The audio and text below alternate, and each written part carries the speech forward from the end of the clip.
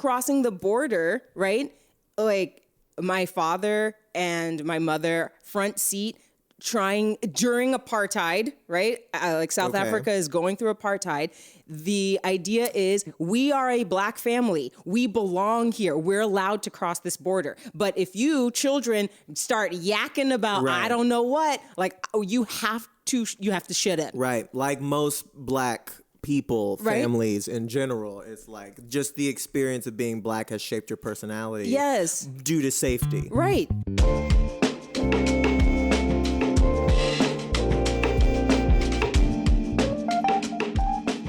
And welcome to Tyler Is Groce, podcast where a comedian, me, talks to his successful friends and asks them for advice and self-improvement so that he can finally beat them in whatever game they got. And welcome, we got another great one for you today. We got Shannon Stott. Oh my God, my good friend, my little sis. I'm her little bro, she's my little sis. It really feels like family. You guys, you know we play family. But it really feels like real family because of the way we get along. I told her in the podcast, she just makes me feel like a kid again. And we have so much fun together. Too much fun by the end. Like, I watched it last night, and by the end, I'm like, oh, you're just annoying her. Like, I feel like at the end, I'm like, oh, all my charm is gone, and I'm just an annoying little brother. And you know what? That's what the dynamic is. Say a lot of crazy shit, and her reaction's always the reaction you give when you say crazy shit. So I hope you enjoy it. It's called Black Baggage because that's what we get into, man. This is a black one. This is a good one. It's about business. It's about all the things, growth, transformation, but there's some black shit in here. I get vulnerable. We talk about, because we both have weird black experiences. Me being a light-skinned middle-class kid, private school growing up, and then moved to middle school and all this. And her father's parents are a diplomat, and they go to Africa and all these places all over the world. And, you know, being a different kind of black or being perceived in different ways everywhere you go is interesting. It's complicated. I want you to listen to it. It's very good. She has her own business called Improv, on and off the stage, helping you connect to yourself and others. She puts on events. She has content online. Go on YouTube and check that out. Go on her website, improvandandoffthestage.com, I presume. And check out all the stuff that she's doing. It's a really great business and event and stuff like that. So and it's a really, really good podcast. So I hope you enjoy it. I hope you're listening. Thank you for listening. Got another subscriber, up to 32. Keep it going, guys. Like it and comment it and subscribe it because it helps with the algorithm, man. It's some real stuff. This algorithm mess. If you show me the love, then YouTube will show me the love. So you got to start. So just put something in the comments. Comment about the episode, or just comment about my I like this shirt. Comment about my shirt, baby. Or just say anything at all. I'd really appreciate it. Thanks so much. Enjoy the episode. You're great, and so am I.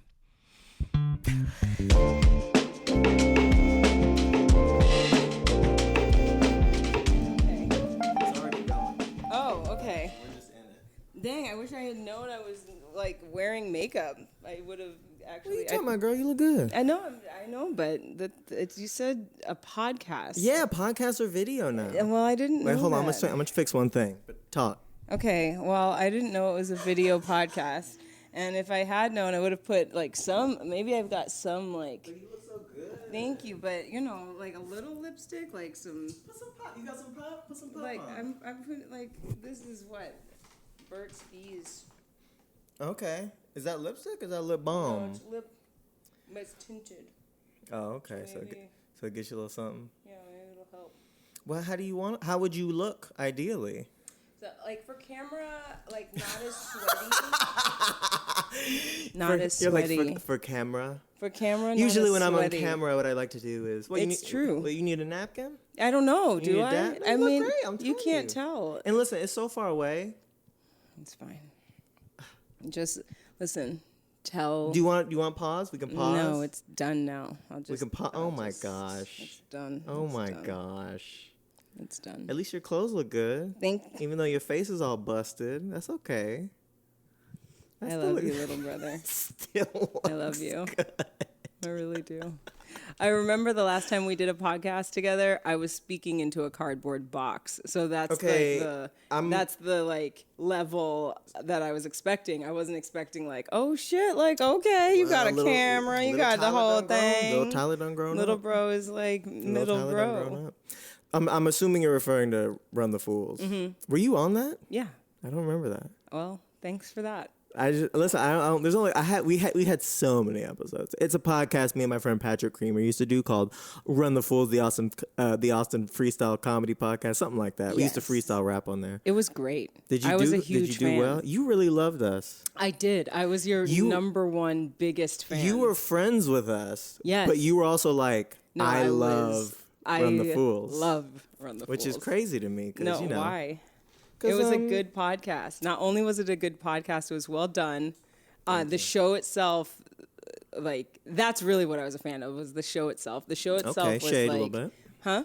A little bit of shade there for the podcast. Oh, yeah, the podcast. I don't know about all that. But the show was so good. And so I think it was one of those things when people talk about improv and they say things like...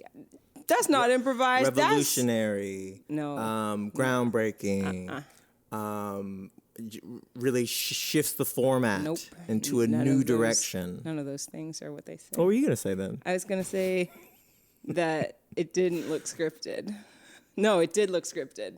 Like, it was so good. You know, people are like, oh, that's not improv. You must have scripted all of that. Like, but you all were so good. So you were so good. And then now, I don't know. I texted him a few days ago. You did? Yeah. And? I'm still waiting for a response. No, he responded back. But he asked me, he was like, yo, I'm like, because he wants to do like a little rap. He wants to do a rap. I said little rap album. He wants to do a rap album, like a comedy rap album. And he was like, I want to have like a little thing to release party. And he's like, maybe we Run the Fools could come together and we could perform again. And I was like, yeah, of course. Oh. I would love to do that. There's more rap that you know that's not Run the Fools? What are you talking about? Like, he wants to do anyway. No, he's making his own comedy rap album under the name. I don't actually know his name. His own thing. It has nothing to do with me. Oh, got it. But he said if there was a release party, then we could both be a part of it. Got it. Okay. And we could bring back Run the Fools. I'm excited. I'll be there. I will wear the shirt. We never had any shirts. I will make a shirt for Run the Fools. Or get a hoodie. That's what y'all were wearing. You all were always wearing very. We wore the hoodies. We went on the internet. I got hoodies. it was like a sort of blue purple space. Yeah. With like weed leaves on it, and I don't even smoke, but I wanted to be cool. And then his was white with some sort of designs on it. Yeah, it was good. They were cool. They were. I want one. That was a little Tyler. That was baby Tyler. That was a little baby T. Hey. Do you remember first meeting me? Do I remember first meeting? I don't remember first meeting you. No. You remember us first meeting. Yeah, because you just touched my hair. Yeah, and I was like, it's okay, I'm black. I'm sure you said some shit Guess like what? that. It's not okay. Don't touch people's hair without their permission. Listen, but also... See, okay, so the thing about me is I like it when someone, like, breaks a social boundary to display intimacy.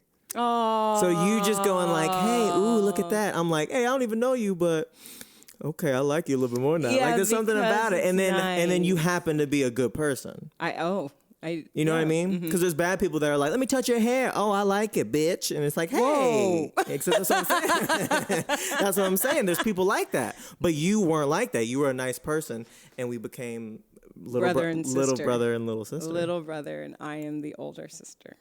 Yeah, we were in a show together, but I had seen you do Run the Fools either for, I think, Reputation preceded me. You got ego. This is no wonder. I was like, this is a big ass apartment, but it feels small, and it's just because the ego is like crushing. Oh my gosh, it's so tight with the ego. It's not that big. It's me the apartment. and the ego. Oh my gosh, and you are somewhere in here. Okay, you know what I like about you? Can I tell what I like about you? Yeah, is that when I'm with you, I feel like I'm a kid. Oh, because you're my little brother. I'm your little brother, and because Like, you give the right responses to everything. If I say something funny, you laugh. If I say something ridiculous, you roll your eyes. If I get too ego to be funny, you're like, this motherfucker. And that's all I feel like it's so easy. I don't know why everyone just doesn't do that. You don't think people give the right responses? You think people like what is the regular, what are you encountering that's not me? Like if I say something stupid, there's a lot of normal people out there. Okay. We're a couple of weirdos. You got to remember that. I try not to use the word weird anymore. Oh, okay. What do we use? To describe myself. Normally challenged. No, we are just normal people. We are the best. We are Tyler and Shannon. We've talked about being ourselves. Tyler and Shannon. Dude. What did we talk about being ourselves? We talk about we talk about the constructs a lot. The constructs the constructs of whatever it is. Immediately. We break it down. The constructs. We do. The social constructs of all of it. Of being whatever gender, of being whatever race, of being whatever goes under that. Like, oh, if you're black, then you show me do a the box. thing. I'll break out of it. Right? Okay. It felt right. It felt right, and then it was like too much. It was over the board. Some people would hear that and be like, yeah, that's a good point for sure. I do respect that. Like, they take it either some people take it seriously because they want to be nice and sincere. Some people, if I say some stupid shit, they're like, oh, I think this guy's stupid. And it's like, no, I'm doing stupid on purpose. I'm smart. I'm smart being dumb. I'm smart being dumb. I am making choices. It's true. We do talk about those things, the constructs, and how you and I don't necessarily, not that we don't fall into those constructs because it's hard not to, but really when we're asked like, well, how do you identify? We don't like that question. Careful now. You know what I mean? Like, in general, not specific. Tyler had a moment. Okay. I had a moment the other day. It really exploded. It was a real explosive moment. It was good for you to have that moment, I think. Why do you tell me why? We are gonna have to explain this moment if we keep going into it, but tell me why. I think, well, you and we'll have to have a conversation. About it, but I think it like shook you enough that you were mad. But knowing you, I bet you thought about it a little bit, and we're like, went back and forth. It just had no. Were you just mad? You were just mad. No, you because I hear what you're saying. You're saying like, I think you were mad in the moment, but I'm sure you took that and like really explored it and. Sure, it was a learning moment for you. And I'm like, no, I was mad, and I thought about why I was mad, and I know why I'm mad. Oh, that's good. Yeah. I think that's what I was getting at. Like, some people, knowing why you're mad, doing the work to understand your own reaction to something. I'm very emotionally intelligent. Did you know that about yourself? Good. It's really... I respect that, actually. In a person, it's highly valued. So what happened was, this is what happened. Uh-oh. All right. I don't even know if I want. Okay. Let's see if I can fly. I don't know. You tell me. Well, yeah, because then we got to get my stuff. Okay. Go ahead. Here's what I'll do. Here's what I'll do. We were discussing. I'll keep it vague. Okay. We were discussing. How do I say this? Gay shit, I guess. Wow. Was that too much? Yes. We were discussing you can't say that. LGBT queer stuff, community stuff. We were discussing it and stuff like that. And this I'll focus on me because this is what I was mad about. Okay. Is, there was you and another person, and I felt like, number one, ultimately, the only thing that makes me upset is when I'm not understood. Oh yeah. And no one was understanding me. I feel. Gotcha. You misunderstood me in the past. This other person was misunderstanding me in the moment. In the present. Mm-hmm. And I was just like, what the hell? And so we were discussing the queer community, and I don't know how we got here, but both of y'all were like, you're queer too, Tyler. And I'm like, how did we get here? How did we get here? Yeah. What are we talking about? Yeah. No shade to the queers. We love the queer community. See, this is why I was like, can't even be in here. How are we grouping me into a thing that I'm not even a part of? That you're not a part of. Yeah. I actually wrote a joke about it. I did it last night. It worked pretty well. Did it? Do you want to? I'm not gonna do the joke, but okay. It was basically like, man, these motherfuckers are too accepting. I'm straight, and it's like, that's queer now. I'm like, no, it's not. Words mean stuff. You know what I mean? I do know what you mean. But it was mostly my point was being misconstrued, and I felt misunderstood. That's fair. And that's what happened on my end. On That's your fair. end, I don't know what happened. Nothing happened. Just forget we even had this conversation. Listen, this is streaming live, so we can't really. Okay. Yeah, it's out there. All right. Well, yeah. There's no cutting this. Nothing. JK, we can cut it if you really want. We can cut it if you really want. Is that a song? Yeah. You can have it. You can have it. Which reminds me of you can get it. You can get it. Get that shit. Oh. Is that what you're talking about? No, I don't know that song. We have officially devolved this conversation into something else. But to get back on the train. You host this. I don't want to do this. No. Well, yeah. I can. This will quickly become... Black Oprah. I can. The Black Oprah? I just wanted a... Oprah is black. I just wanted a response. Oprah? I just wanted a response. I just knew you would do something if I said something. You like the Black Oprah. Listen. Did you have somewhere you wanted to go? Because I can take it if you'd like. No, I think, okay, so where we were before you were explaining was something about, being emotionally intelligent. The constructs. The constructs. We break it down. Yes, we break it down. But we were getting into the idea that one of the things I appreciate about you is that you do move towards self-exploration. Yes. Right? Yeah. Right? And like why am I angry? Why am I feeling this way? Whereas I feel like I'm on inside the actor's studio. I'm like, yes. Sure, yes. That is correct. That is John Lipton. What's his name? Isn't that it's something it's like not that. Lithgow. That's another person. No, that's John Lithgow. That's the guy from all those movies. Wow. He's in the first Planet of the Apes, the reboot. What? I love Planet of the Apes. Love though. That's a great trilogy.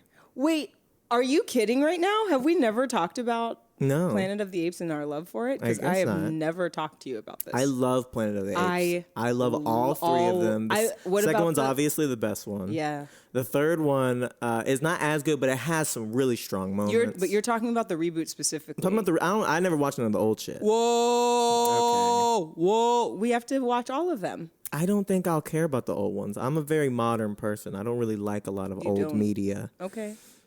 I mean, I don't want not to reject you, but no, I don't feel rejected. I won't. Well, now I do, since the intention was there. The intention behind the rejection. Love them. Me too. Why do you like the old ones more than the new ones? No, I didn't say I liked them more. I just said I like them. I like them all. I love how the new ones fit into the old ones. Okay, so this is what I've discovered about myself, actually. Please. When it comes to certain characters, and there are a few. There is what is his name? And he says, "I'll see you in Elysium. You're already dead." You know it. Who is it? You're already dead. Go ahead and text. My name is Marcus Aurelius, son of a murdered husband. Text the character's name now to 555-735. No, husband of a murdered wife, father to a murdered son, and I will have my revenge in this life or the next. What movie is it? What is this? It's Gladiator. I figured it out. Oh, okay. It's Gladiator. All right, so it's Gladiator. I've never seen Gladiator. Well, I love that. I haven't seen most movies. So we've got Gladiator. We have Watership Down. Okay, which is a book and a movie, but, the book. And we have Planet of the Apes. Yeah. So what I realized about these three characters is they are our protagonists. In Watership Down, we have a character. He is a bunny. They're all bunnies. Hazel. Okay. Hazel And so are you saying these 3 movies are linked? No, I'm saying the protagonists are the characters. The kind of character specifically. you like. Yeah. Okay, here we go. What they're trying to do is save their blank. Usually it's their family it's usually their family. They're saving their family. They become heroes, but only because other people see them that way. Right? The family you like a reluctant hero. Yeah, I think so. It's not, but they're not reluctant. They never actually take the branding of hero. So who in Planet of the Apes is the hero? Caesar. But people follow him. People follow him only because he can talk. He goes, no. He goes, get back in your cage, you damn dirty ape. Whoa, he doesn't say that. Charlton Heston says that. No, I'm talking about in the new ones. I haven't seen the old ones. But I'm saying... And then the new ones, Caesar never says that. The camera zooms in on him and he goes, no. And then you're great. Like, whoa, I didn't know they could talk. Listen, of course he can talk. But the thing is, he's not trying... What he's trying to do is save his family. That's all he's trying to do in every single... At some point... I see what you mean. Because in Planet of the NC, like, he is the leader. Yes. But he's very troubled as the leader. Because he has been put in this position and he's always trying to make the right decision. That's like, it. What's his face Rick from Walking Dead? Is that his name? Girl, I'm sorry. I don't watch no TV. You don't watch movies, I don't watch TV. Shit, man. We just talking right past each other. I know, but it's all right. We know But the kind of character where they're like, I am a natural leader. That's why people are following me. But it's not from a place of ego. It's from a place of like, I'm trying to protect these people that I love. That's it, right. Who are you trying to protect that you love? Whoa. I know. Tyler Groce. I know. Tyler Groce. I know. I know. Little brother. Who are you trying to protect that you love? I don't care for that character. You don't care for Caesar? No, of course I love Caesar. Oh, but I'm just saying I wouldn't. That's not that's not who you're identifying with. I'm not trying to protect nobody. Yeah. Yeah. It's most people, I think, for me. It's like and whenever this conversation mostly has to do with my business. When you're asking me that question, I'm sure whoever's out there is like, what about your family? Your husband and your stepson? Like, these people I am trying to protect, but on a global scale, what's the next line? Shop local, think global. Took me a second. Whoa. That's you? Shop okay, local. keep going about your business. I'm interested. Where's this going? We've abandoned like 3 different things already. And please excuse us. But we love each other. This is how it happens. This is how it goes. It's the Shannon and Tyler show. Ding. Okay. When I'm talking about my business, when I'm talking about improv. So improv on and off the stage, right? When I'm talking about improv, what I want is to help people protect themselves. That's what I want. I want to give them the tools so that they can, I mean, of course, the tagline, blah, blah, blah, helping people connect to themselves and others through improv, right? But really, the protection part comes with being armed with knowing who you are, being able to stand up for who you are, and speaking up, right? Like that is a big thing for me. I feel like when people look at me and they are excited about who I am, Shannon, you're so fill in the blank with whatever it is that people say. Amazing. Yeah, sure. Talented. Great. Fierce. Yes. Strong. Yes. Intelligent. Did I say that? Oh my God. Big smile. Did we say articulate? Positive. Biggest thing, very positive force, energy in people's lives. You come in and you make their lives better. Well, thank you. You do that too. Oh, tell me more. Well, because you already know it. You already know it. But that's the thing. It's like, I want people to be empowered. I want them to be able to make decisions, and we can do that. We can learn how to do that through improv. What is your okay, let's back up. What does your business do? So you use improv to connect with yourself and others. Yes. So what do you do? What do we do? Apple is like, think different. It's like, bitch, what do you do? Listen, we create content and shows that help people connect to themselves and others through improv. Okay. So how did you start? Okay, so here's. I was going to say, this is starting to sound like an interview. Is you want an interview? Let's go. I got all the things. I texted you what this whole thing was about. This is about what you're working on, what you're focusing on, how are you trying to be better. And I'm going to relate it to myself. Let's do it. To make it more of a conversation. Got it. Let's go. I know. Sorry. Can you just trust me? Can I trust? Yes. Can your baby boy fly? No. Can your baby boy fly? No, I want to keep you in the palm of my hand, baby boy. I want to keep you right here. I want to protect you. Okay? Give us free. You know what? That's not the line. What'd you It's say? stronger together. Oh, yeah, when he does this, when he goes. Because he takes one stick and he snaps it. And he was like, but if you take 5 sticks, harder snap. This is Planet of the Apes, obviously. Hence the monkey voice. Whoa. He's not a monkey. Yeah, he is. He's an ape. What's the difference between an ape and a monkey? Look it up, my friends. Put it in the comments. Sounds like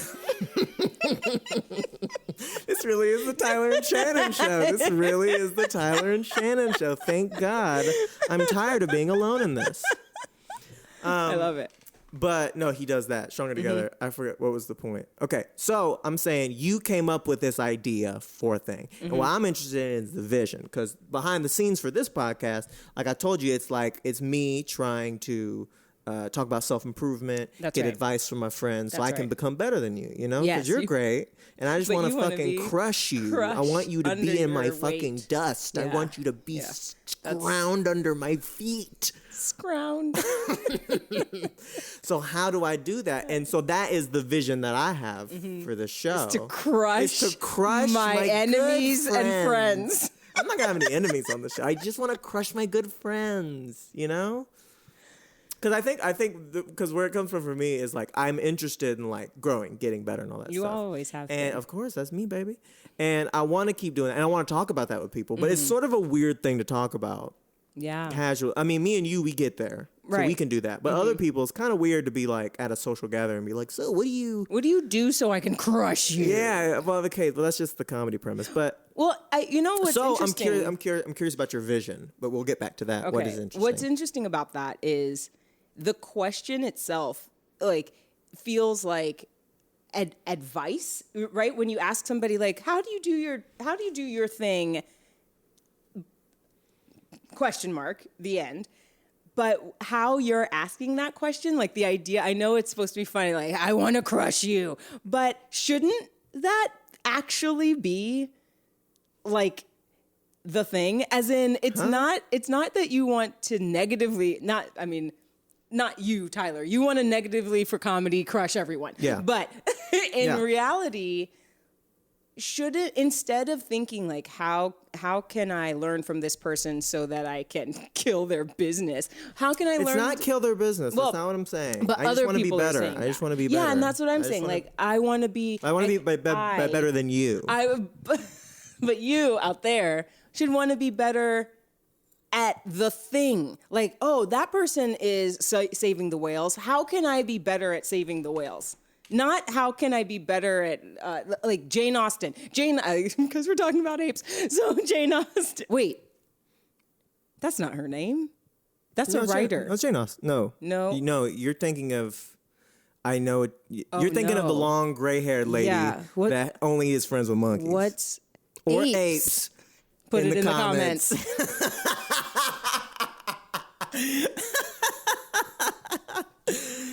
Oh my God. It's off the rails.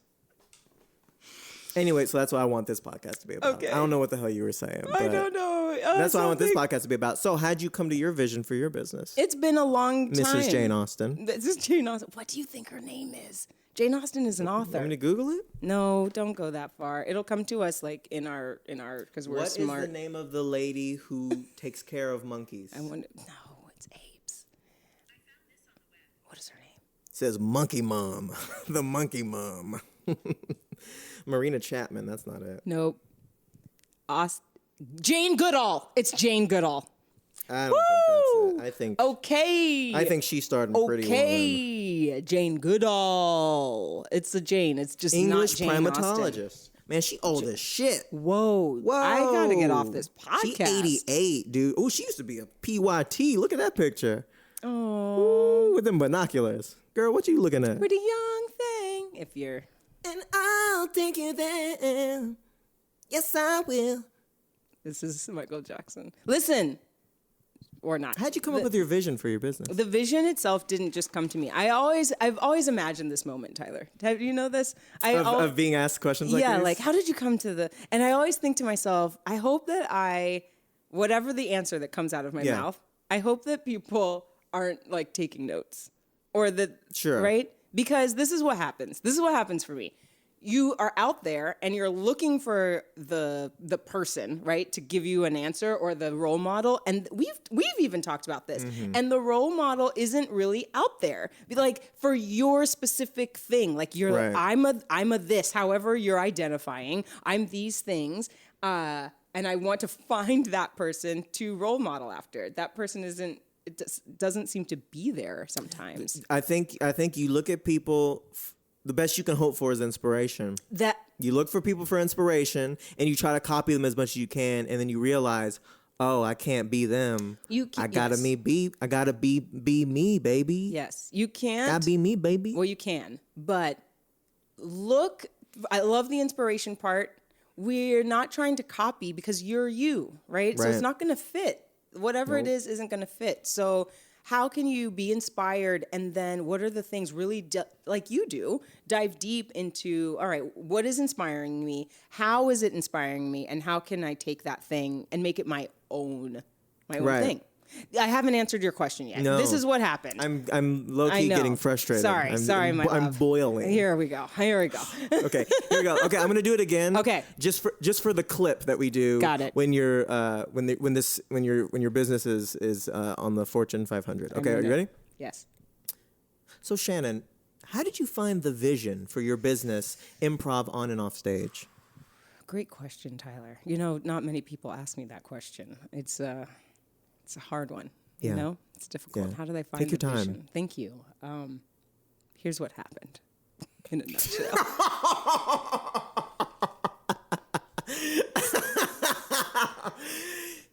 You see, it's a complicated tale, but here's the story. Is my shit's not on vibrate? Oh well. Let me do this right quick. Boop, muted. Okay, go. Wow. Okay, you ready? Mm-hmm. I'm ready. So this is the thing. If you watch any other interview ever that I've ever done, you know the story. Blah, blah, blah. I was moving to Kenya. I moved a lot. My parents were... When you were a boy. When I was a boy. When I was a boy, I moved around a lot. And at some point, I went to college and I started doing improv. Yeah. Okay, so we're doing improv, and I became the nerd one. You think everyone else is a nerd because we're all doing improv, but what I became was like the person who's like, oh, we're playing Zip Zap Zop, or we're doing Yes and, or whatever game you want to like put in. And I was thinking to myself all the time, do you see how this idea of Zip Zap Zop connects us as people? And do you see how this game of Zip Zap Zop, it makes us listen harder? I have to listen for the cue, and then I have to respond, or the cue is me getting dressed in the morning knowing that Just want to make sure we get it all. Knowing that I'm going to be in an interview, but I know that interview is with a white woman versus a white man versus a French-speaking Black African. Like, how am I going to... Getting political. Yeah, well, how am I going to pick my outfit? And so all of that, how am I going to pick my outfit? In my head was like, zip, zap, zop. And then when I would say, you see how you're reacting? You see? When I would say those things out loud, people would go... And I'm over here. I'm like, can you get me out of here? Like, it's terrible. But when I would say that stuff to improvisers, that's how they would look at me. But when I would go and I would talk to other people, like people who were not improvisers, normies, I guess, they would, wow, really? That's interesting. And so the more I did that, the more I realized, oh, there is something I'm specifically taking away from improv that nobody else is taking away. Damn. And I want to impart that on people, because people think when they think improv, they think, okay, whose line? Or right? They think whatever's most popular, or they think something terrible, or they think something terrible, or they think something just awful and boring and stupid and dumb. And which it is. It's not. I mean, well, not the way that's the thing. That's the thing. What? Yeah. Hey, what makes you so qualified? And why can't it be me? I mean, it can be. I do improv. Well, see, that's the thing. We all have different backgrounds. That's crazy. What? You're like, this is good. This isn't for you, Tyler. Because this is for the people. It's for you. We all have different backgrounds. You and I come from a different space. And so when you're on stage and you're getting whatever out of it, I'm getting something else out of it. Damn. Don't pretend like that was deep. Damn. Dang. That's crazy. So yeah. So yeah. What makes you so qualified? My experience. What in your experience of the Kenyan? My experience of travel, right? My experience of having to fit into lots of different communities. Go ahead. I know you said it in other interviews, but your dad was what, military guy, right? My dad is guy? Foreign service, retired foreign service. Okay, what does that mean? Diplomat. Okay, so he bounced around. Yes. Went to Africa. Both my parents, yes. Went to South America. Went to Asia, we were in Paris. Went to Antarctica. We were in Europe. Came back up to the North Pole. Yeah, because he's dropped Santa. Back down in Austin, Texas. Okay. Right? Okay, so you did that. And so you've had to be a lot of different people. Absolutely. You've had to zip, zap, and then zop, if you will. You see? Mm-hmm. Now you did it. So then, okay, so if I'm a person and I'm taking your workshop, okay, I'm going to be the person. Hey, Shannon, I just don't know how to connect to myself and others. Like, how would you walk me through that? I just don't even get it. Great. You should take an improv class. Oh, you don't even help nobody? You just point them in a direction? Yeah, you should take an improv class. You can take one of my improv classes. Well, tell me this. How, like, okay, so where were you, like, where are you now with it? And then where were you a year ago? And how has it, like, changed? Or 6 months ago? How long have you been doing this? I've been doing improv for over 20 years. I've been doing this business since 2020. So the business itself... The LLC is like a baby LLC, but I've been doing the work for like corporate and working in small groups and help and coaching and all of that stuff through improv for 20 years. It only finally turned into a business right when the pandemic hit. Okay. So yeah, well, I'm interested. Like, what have you? I don't know, like, what have you learned about yourself? Because me doing this, I'm constantly figuring out things about the technology and the equipment and what I need and this and that, but also just like, oh, fuck, this is why I haven't done this before. Because this shit is kicking up shit in you as you grow and stretch yourself. Like it kicks what? shit up in you. What does it kick up? You can't. I can't even. You can. I can't even get into it. You can. This is why we're here, right? I can't even. It's just... Like, I'm trying to think, like, stuff like, a lot of this is just putting yourself out there. A lot of this is doing the work of, like, asking the questions of, like, what is in you that needs to come out? Yeah. How do you like to connect with other people? And then also just, like, I really hate social media. Yeah. Always really hated it. And if you're going to be doing shit like this, you got to do it. It's like a thing you have to do. So it's like, so it's like, okay, so you got to do it. But then why do I hate it so much? It's like, oh, because when I was little, every time I would be silly or eccentric or put myself out there in a way, someone would make fun of me and tamp me down and make the, what did I say? What did I say to myself one time was like the best parts of me were like the ones that people went after. Yeah. We're like, hey, fucking, why you getting all excited like a bitch and shit, and stuff like that. So it's like, oh, that's why I don't like going on social media. And then it's also just like objectively a toxic place. I mean, everyone knows that. And it seems performative and this and that, but it's like you got to face all of that if you want to move forward in any sort of way. And facing vulnerability and facing all of these things in yourself. So what was your experience like? Does that resonate? Yeah, Tyler. What you need, boo? I just love you. I love you. That's why you're here. Dang. Shan. Tai. My tie. My tie. Why do you love? Tell me why you love me. Because we can have these conversations. I know. You know, it is. I think it's rare to find somebody that you can have convos like this with and go in and out of being deep and being funny. Yeah. Yes. What you're asking is, what does it bring up? It brings up a lot. What have I learned about myself? So much. The same types of things that you're talking about. Specifically, you were saying, it brings up the best parts of me are the parts that people tamp down, right? So I'm thinking that resonates in a way. What was it? Oh, yeah.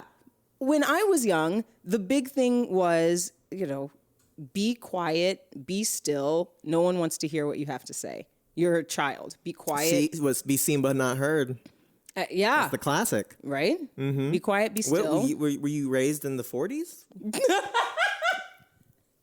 No, I wasn't. But I was raised...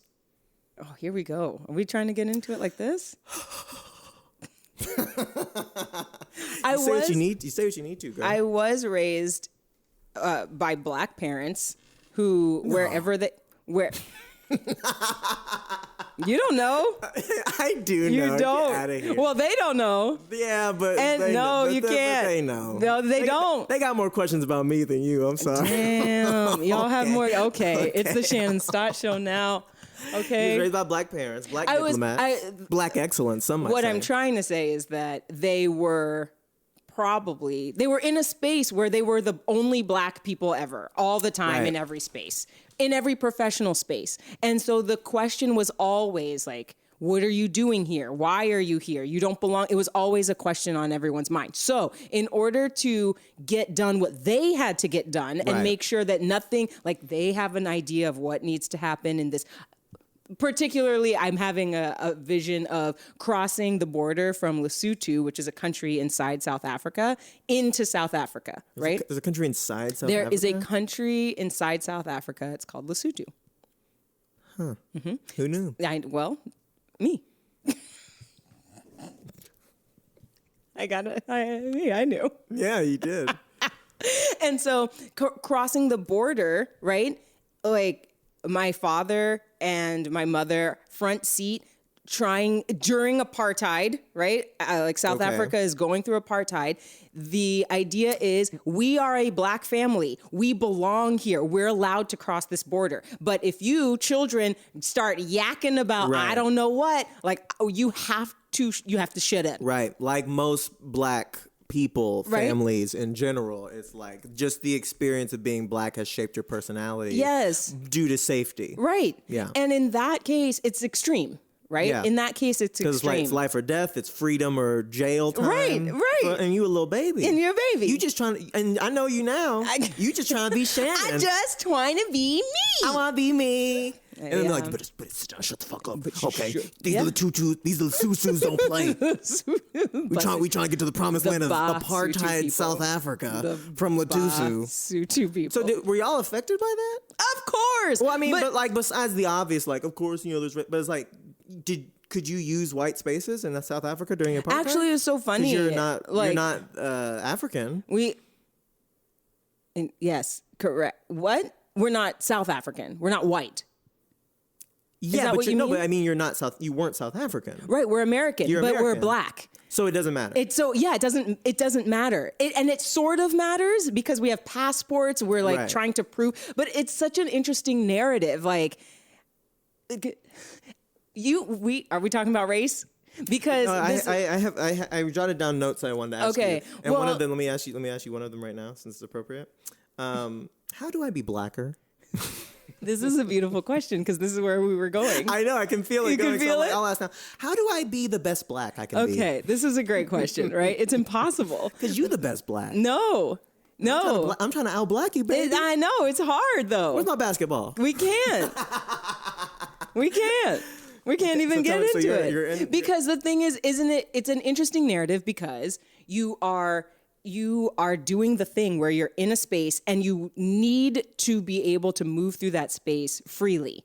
But white eyes just see you as black African, so they treat you a certain way. And if you talk to my dad, white South Africans would constantly ask him the time, and it took him a while to understand that they were trying to figure out if he was African. So they would like, hey, what time is it? And he would answer, and by his voice, by his accent. And if he like put a stick in the ground and like measured the sun, that's how they knew? By his accent, okay, they knew bad.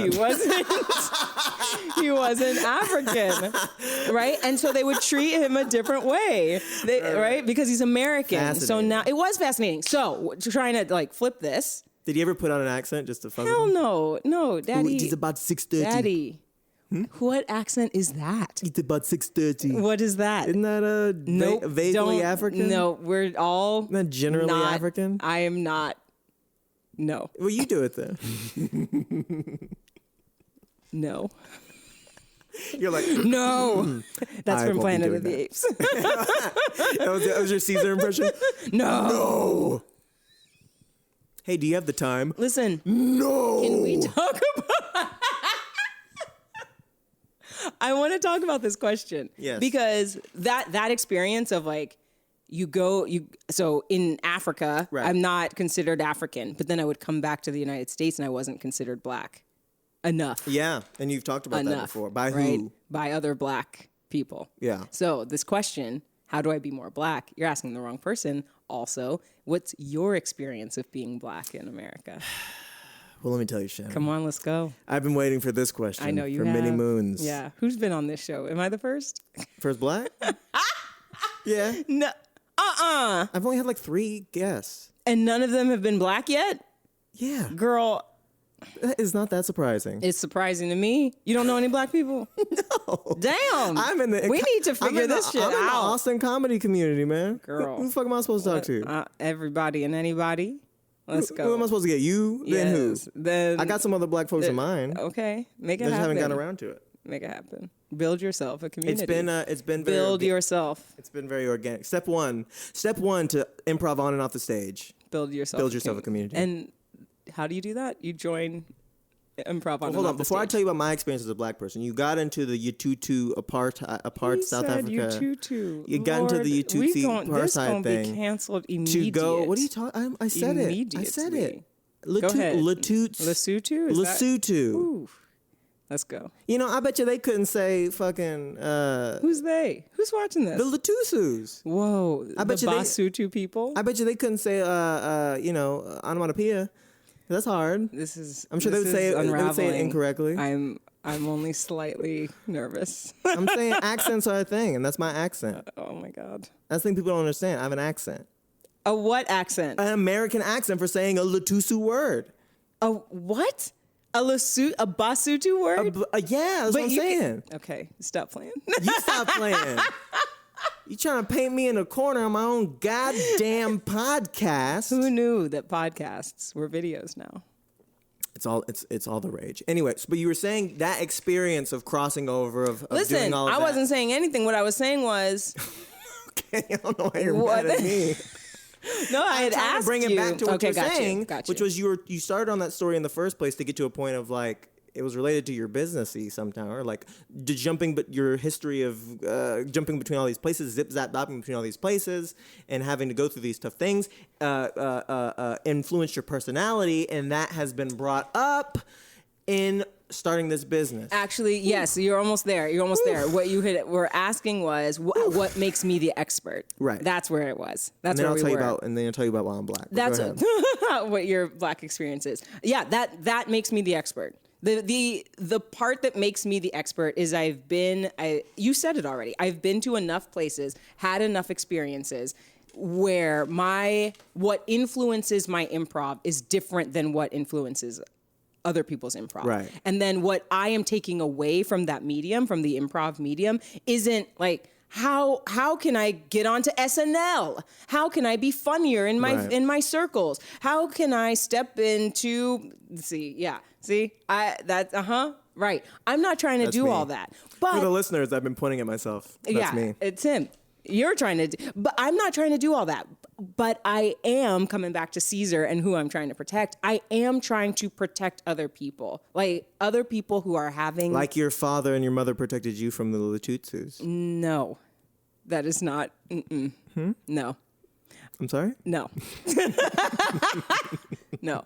What I'm trying to do is give people the encouragement The feeling, there's a word that I'm missing. You know what the word is. Put it in the chat. Put it in the comments. Build your community. Put it in the chat. Let's start our community right here in the chat.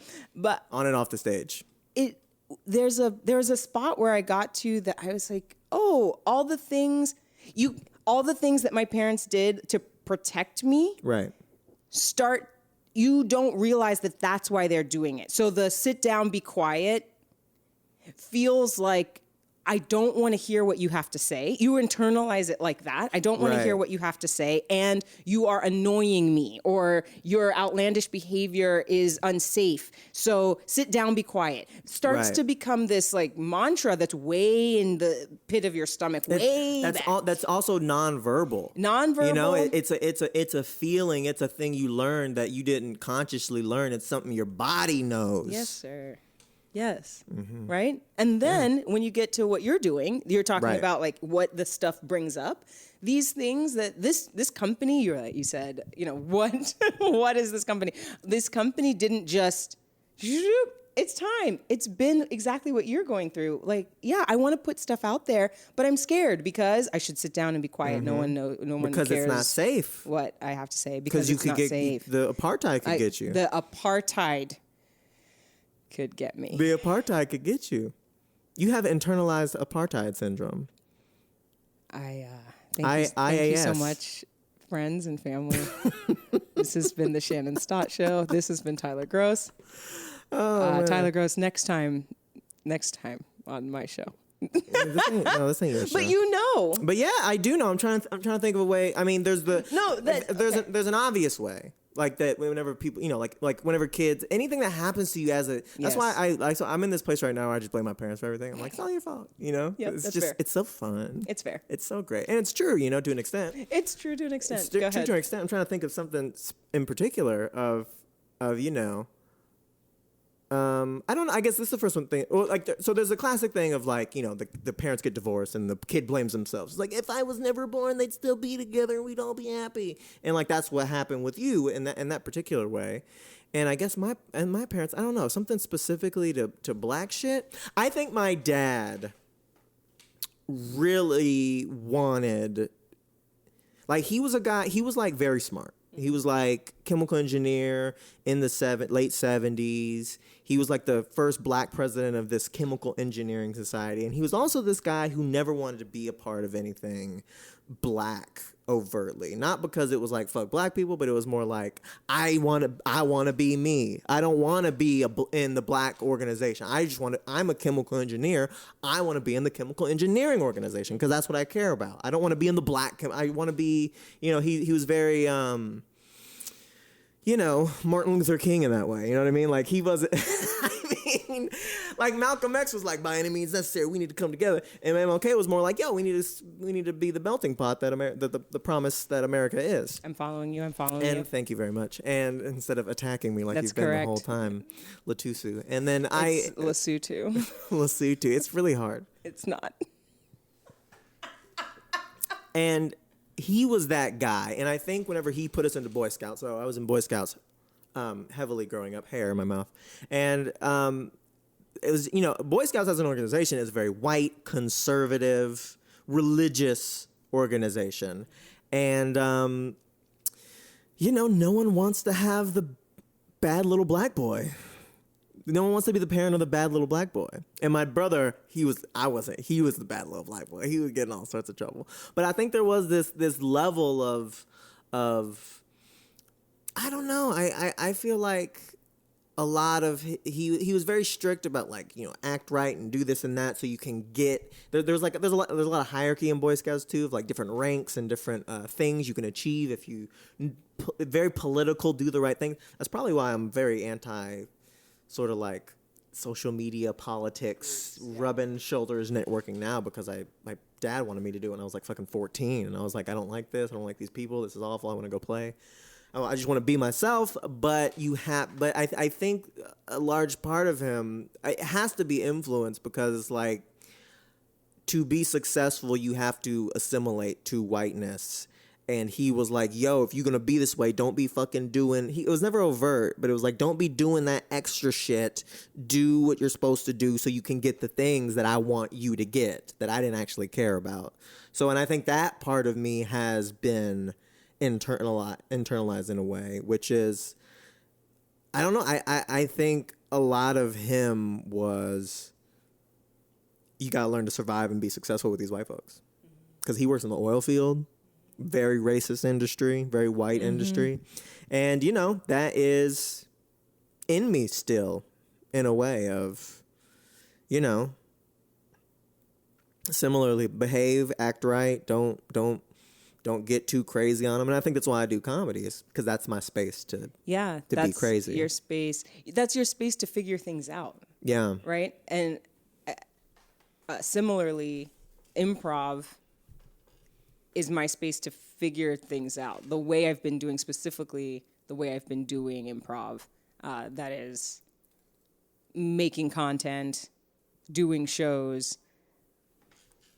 The process is figuring out and unpacking and separating a little bit from those messages that have been put on you. Yeah. And it's not always your parents, right? It isn't always your parents. Sometimes it's your social situation, however that is. Because, like, my parents didn't tell me that I wasn't black enough.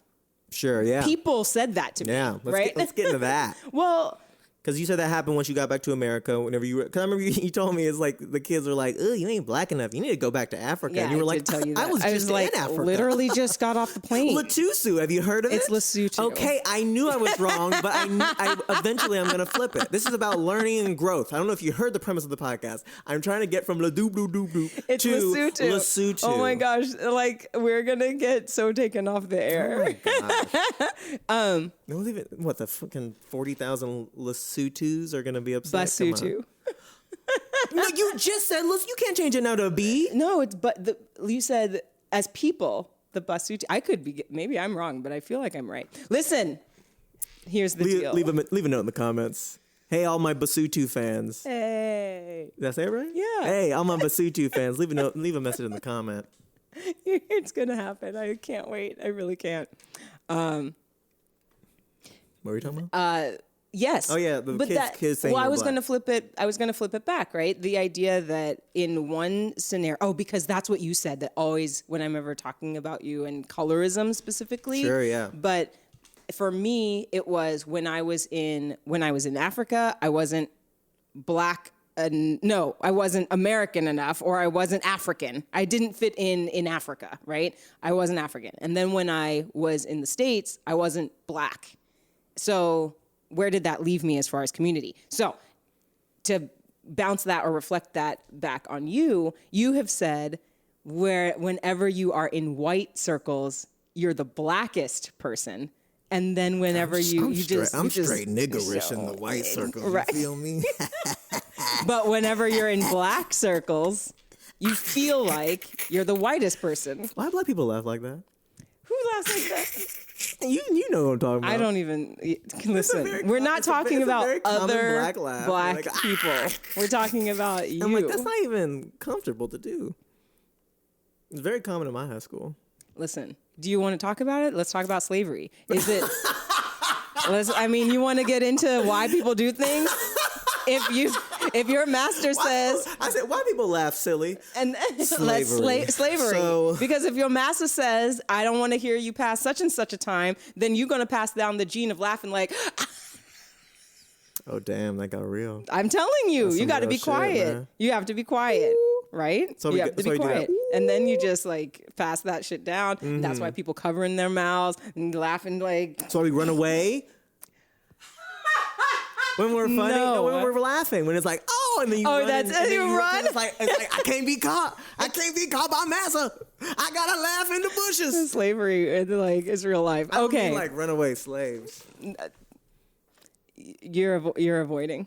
No, what's the question? Tell me what's the question. I want you to talk about it. I want you to talk about that feeling of not being black enough in black circles, and then being overly cast as black in white circles. It's less being overly cast as black as being seen as properly black at all. I think it's more that. Go on. I think it's around black folks. I'm trying to make a joke about this on stage where it's like black people bond by the whole concept of black. I mean, I'm on the James Baldwin plane when it's like, you call me a nigga, I'm no nigga. Here we go. I don't see it. I am a man. If you see me as a nigga, that is your problem. I'm on the James Baldwin train. Let's go. He says, you took my father's time, my mother's time, my sister's time, my brother's time, my niece's time, my nephew's time. How much time must I wait for your progress? Wow. It's good, right? Let's go. That's good, right? James B. Let's go. Fire next time. Let's go. No more water. But God gave Noah the rainbow sign. There's no more water. It's the fire next time. Come on now, James Baldwin, man. Yo. Okay. Point is, I'm on the James Baldwin plane where it's like, if you look at blackness as a concept, I forgot where I was going. It's okay. No. I'll get it back. Okay, I'm ready. If you look at blackness as a concept, it's related to white people. So black people bond a lot of the times, like, making fun of white people, cracking on them and this, that, and the other.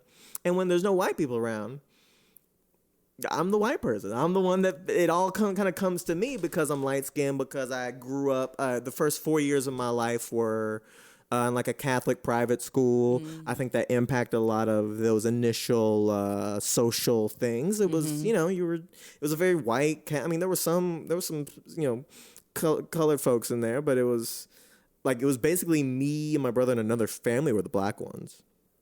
So there were maybe 4 black kids in the whole school.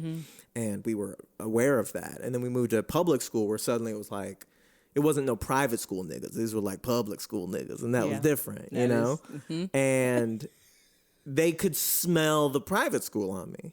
And they were like, "Oh fuck, look at it." I'm like, "What's wrong with it? Like, why he talk? Why he look like that? Why he dressed?" My mom's putting me in some crazy shit. I'm in 5th grade. She just put me. If it's just Target, Target's kind of fly now, but back when it was just like fucking a truck, on my fucking shirt, and people are like, "Yo, we into like FUBU, Rockaware, Sean John. Why you got a truck on your shirt?" There's like some dragon thing, a blue dragon on a blue shirt. I remember I got it from a carnival. I went to school once. I had some white, like those, like what are those things? Velcro shoes. They were so cute. Some chunky ass yellow socks, like the little scrunchy yellow socks, black leggings, and a yellow shirt with a toucan on it. My braids, right? Okay. And the yellow scrunchie. I was looking so fly and cute, and I got so beat up. Yeah, you got beat up? I got so just emotionally roasted. and physically just beat up. Yeah. So I think that initially, like that hit of, because I remember being in the private school, like not wanting people to know I was black, which is hilarious. Yeah. Because obviously I was black, but also I was light skinned, so I was like, because my mom had to tell me like, "No, we're black, dude," and I was like, "What are you talking about?" Because my mom's real light too, and I was like, "Okay, well, if I didn't know, they probably don't know." So if I just keep it secret, because I don't know, I just didn't want to be different. It wasn't even like a shame thing. I just didn't want to be different. Okay, yeah. And then I go to public school, and then there's these black kids who are like, "Yo, you acting weird." And now I'm like, well, shit. Now I got to shift from keeping it secret to I got to be the blackest motherfucker. And so I remember for Christmas I got like a Shaq jersey. Wow. Because I needed a basketball jersey. Jesus. I needed a basketball jersey. And I got I got a bunch of Sean John, a bunch of these clothes because they was fucking roasting me, man. Right. And then the black kids I remember there was like a couple black kids in 5th grade. In 6th grade, in 7th grade, it's like these black kids that I was trying to win their approval on, I was just not winning it. Yeah. Like they didn't hate me, but I was the one to pick on. Mm-hmm. For obvious reasons. I was the softest one. I was the one that was most culturally different. And it got to a place where I was like, man, I'm not doing this anymore. Yeah. I'm going to find other like-minded folks. And I started being funnier. I've always been sort of funny, but I started being funnier.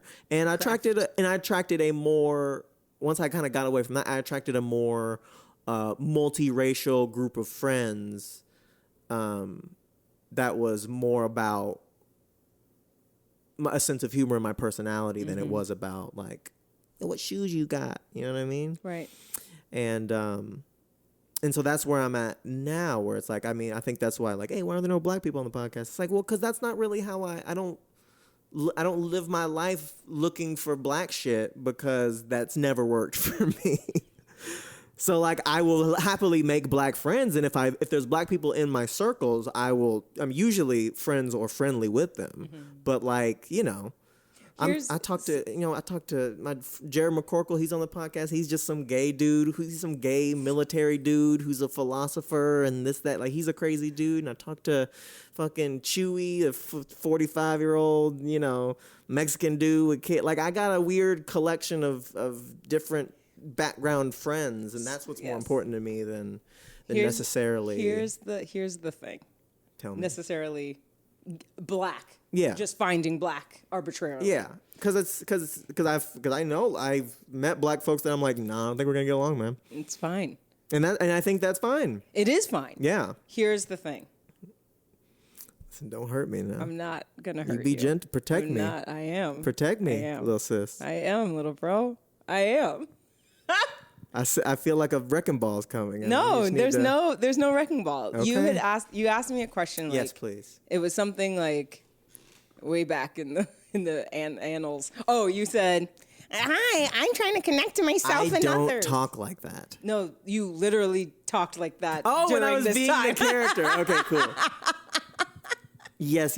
When I was being the character. Sure. Yes, and the character was saying, I don't know how to do it. Right. I don't want to do improv. When is it? I want to connect to myself and others. How do I do that? All this stuff that we've just been doing, right? This is my business. Improv on and off the stage. We just did improv and you opened up. But Thank for you. real, what's really happening here is that character, that like, I don't know how to connect to others. That character, that person has all the background. I got bugs. It's all right. All the background that you just had, right? That you just said. All these things, all these experiences, my experiences, all the things that influence us. And we talked about our parents just now and how that influenced us. Parents, we talked kids about at school, society. All those things. We're breaking down the constructs. We are. And how do we choose what benefits us? How do we release what doesn't? And what are we trying to create? What are we trying to create? Like, who are we trying to create? Who are we trying to be? And for you, with this idea of like, well, yeah, that stuff, I have tried to build community from black or around black people for a long time, and it hasn't worked for me. So it hasn't worked for you. Hasn't worked for you. Are you saying you? Oh, okay. You said it hasn't worked for me, Right. so I'm not trying that, right? Yeah. Some of that is built on pain. It's built on pain. It's built on shame. It's built on the thing that we're holding on to. Like, I'm holding on to this thing that hasn't worked before. But you are creating comedy out of that, right? There is a space in which I want you to feel like it didn't work that time. Way back when I was being influenced as a kid, it didn't work that time. But now I get to choose. I get to choose if it works. I get to choose who I want to be a part of. And if you choose whatever it is, that's fine. But the idea is, let's make choices. You have to make a choice. And it's so hard. Now we're talking about me. It's so difficult. I gotta take a break. It's so difficult to make choices sometimes because we are unaware of what is influencing us. When we become aware of what is influencing us, then we can easily make choices that are for us. I don't want to say better choices, just choices in general. That for me, that's what improv is about, right? I know it's about a lot of things, but it's about being able to be brave enough to make a choice. Yeah. I hear that. I knew this implicitly, but the idea that like, oh, Tyler, there's this pain this light-skinned pain in you. Yeah, for real. There's this light-skinned pain in you that you are trying to make into comedy, into art. It's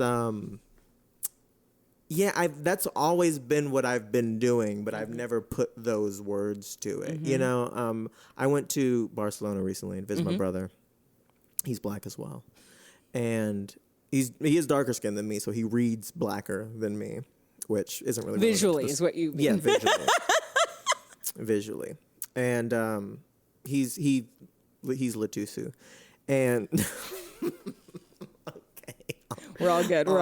We know it now. Lesotho. It's Basotho. Lesotho is the country. Can I get one at a time? Lesotho is the country. Lesotho, Basotho are the people.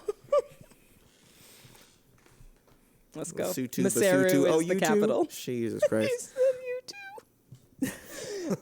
Continue. I don't want to cut you off. You're saying something very important. And you know, we were talking about because he moved to Spain. He's been there for about 7 years, and we always joke. He's like, I've like transcended race. Yeah, he's my brother. Yeah, he's my brother. I see that. He's just like me. He's like, I've transcended. I'm just Spanish. I'm just a man of the world now. Yes. So I'm is that you know who I'm quote? You know what the quote is? I'm not black emoji. Hell yeah. There it is. There it is. That's why I love you. That's why I love you. I don't have to say much. I don't have to say much. Also, at the same time, he's always like, man, these Spanish people are racist as shit. I mean, like, we were walking around in Barcelona, and he was holding hands with his girl, and I was alone. And so it was the three of us. And I think it had more to do with him holding hands with his white Spanish girlfriend. But some lady came by, and in Spanish, I didn't know what it was. She said, "Ugh, look at all that shit in your hair. That looks terrible." And then his girlfriend holding his hand was like, "Oh yeah, it's like the shit in your fucking pussy, bitch." Whoa! And then, she went after it. And then my brother, you know, he understood. He speaks Spanish. He understood it, but it is his second language. So all he could do is "La puta." Like that's the best he could do. You bitch. That's the best he could do. And then after that, I asked him, I was like, what, did she give you a compliment? And he was like, no, she didn't give me no goddamn compliment. So it's very funny. But we were seeing it's sort of a hard thing to talk about because we were talking about, because he's dating a white girl, I'm dating a white girl, both dating white girls, both black people. And we were talking about dating black women, and he was like, man, I just think there would be a lot of baggage with that. Oh Lord, do we get in? How can you even say that? I'm a black woman sitting right here. I know. And then I thought about it, and I think that has to do with a lot of this pain that we've been discussing. This trying to even forget about women. It's not really about black women. It's more about trying to protect you from it. It's more about trying to enter in, having a history of entering into black spaces and sort of it not working and feeling the odd man out and feeling rejected. And then sort of, you know, colorist messages from my parents over time. And because, you know, basically, both sides of my family generally come from like light-skinned families. And I think that influences things. And then as well as like having, I'm sure I've told you stories, having black women in various situations really come after me, specifically for being light-skinned and trying to just like exist. And they're like, you can't do that because you light-skinned. And none of that is black women's fault. Right. And it's not black people's fault. These are just certain experiences that I've had over time. And then when I think about what a relationship is, it's like it's the most intimate thing. It's a reproduction of the sort of closeness that you had with your parents. I mean, that's the closest thing that we have. And to get that close to I think subconsciously for me, to get that close to someone who could then be like, nigga, you acting all light. Like if I'm like, man, I feel bad today. My stomach hurt and I'm just sad about the past. Like, stop acting so light skinned. Like that would hurt me so much. And that would bring back up so much shit. And like only a black woman could have that power over me. And I'm not saying any black woman would do that. but I am saying a white woman never would. You know what I mean? So it's. But then it's such an interesting space, right? I hope it's interesting and not offensive. I don't mean to say anything bad about black women or anything like that, but it is just it's this just real thing. Well, because you're missing the fear. I'm bringing it back to improv on and off the stage. We're getting over fear. We're not attacking, but we are working through what it feels like to trust. Yeah. And and when we do that in improv, we do it in a way that's so low stakes, right? So we get this practice in of what it feels like to trust, what it feels like to be vulnerable. Because on an improv stage, if you're not trusting, if you're not taking risks, if you're not being vulnerable, then you're missing out on the story that you can be telling with other people. And if we take that, just that sentence, and we put it on Tyler Groce, when you are not taking the risk of dating a black woman, when you are not being vulnerable with a black woman, then you are missing out on a story that can be shared. Because that white woman, though she may not say something like, oh, you just being so light-skinned right now, she's not going to say that. It's because she doesn't have a background. Some of them might. Some of these white bitches are crazy. Hey, I know. But listen, but the background is missing, right? So there are lots of other things that you're unable to connect with. Sure. And I do see that. And I do, I'm dating somebody right now, so I'm not thinking about the next person that I'm dating. Yeah, but I do think that having that experience, and I just kind of don't see it happening in Texas. I think there's a Texas regional thing happening as well. Fair. Mm-hmm. But I do think at some point, like, it could be, I would never date someone. I would never date a black woman hey, can you heal this? Yes, heal this? It's I would never do interesting that. You say that. I would never do that. But you're doing the opposite. No, I know. I'm saying... You're saying in the same breath that you're saying, I would never date a black woman to fix or heal. Yeah, okay. The opposite is also true. You're dating a white woman to avoid. No, I don't think that's what I'm doing. I mean, I'm saying I think there is a. Put it in the comments. Okay. Put it in the comments. I need to hear y'all shit in the comments. What I'm saying is that if we're going back to what I was saying, as a kid, finding black community, I always felt like the odd man out. So now I just organically find people that I connect with, not based on race, but more based on views, sense of humor, personality, stuff like that. And that is still how I find the people that I date. I say white women because I'm dating a white girl right now. But like most of the women I've dated haven't been white. They've been Hispanic of some kind, or they've been other coloreds. They've been other colors. There's been some white girls sprinkled in there, but really it's just that. And it's just one of these things where it's like, when I think back, it's like, I was in College Station, Texas, white conservative town.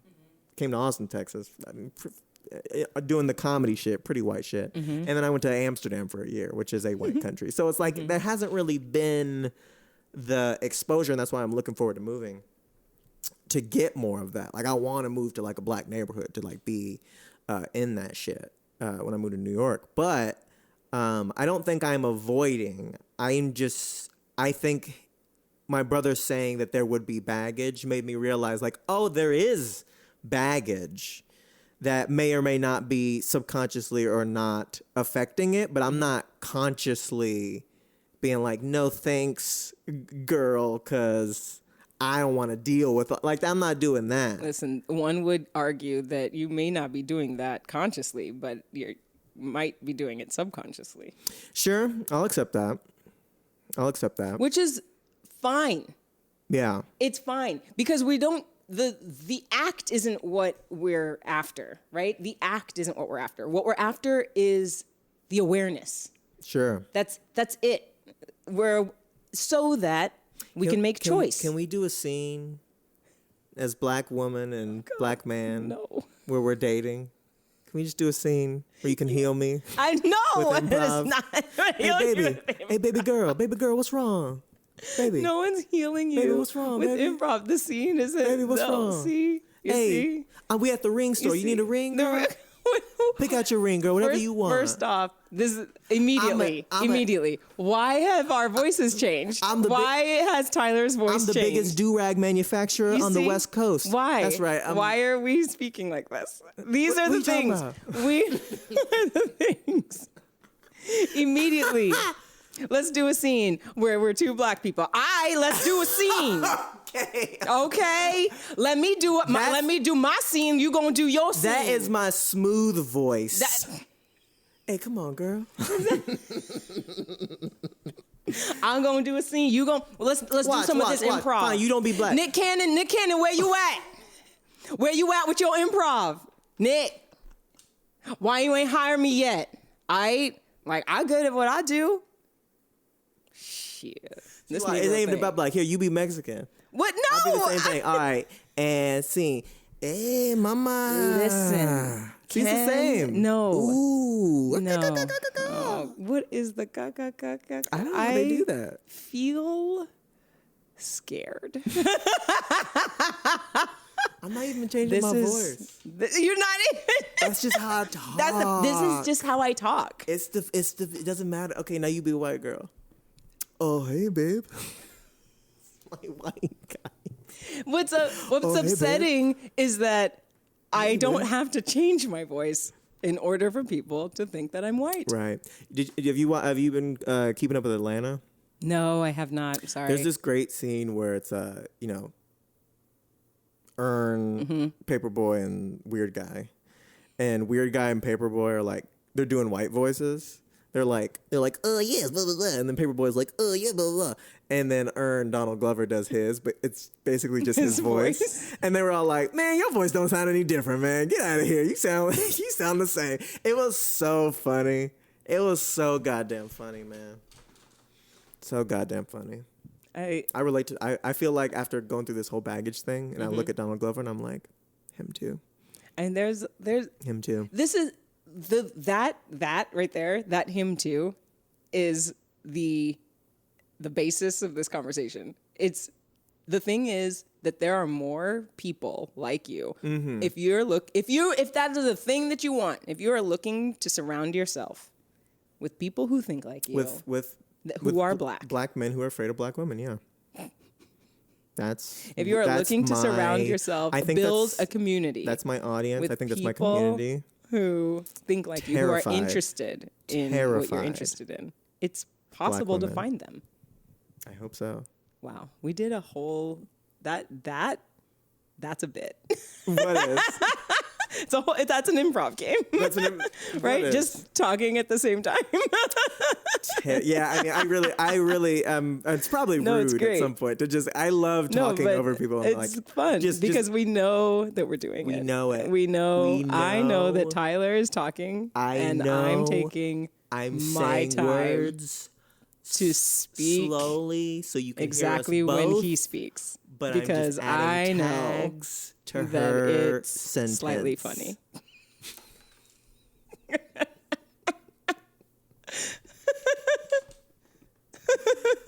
Well, from this conversation, it doesn't seem like you've helped me become any blacker. Yeah, it doesn't seem like you have any advice for me. No, there's no way to become blacker. The older you get, the blacker. I've been watching Dragon Ball Z, and I've tried that. Just being older? No. Watch Dragon Ball Z, where they. I've tried to just power up my blackness. Oh Jesus, I gotta go. I love that as a shirt, though. Power up your blackness.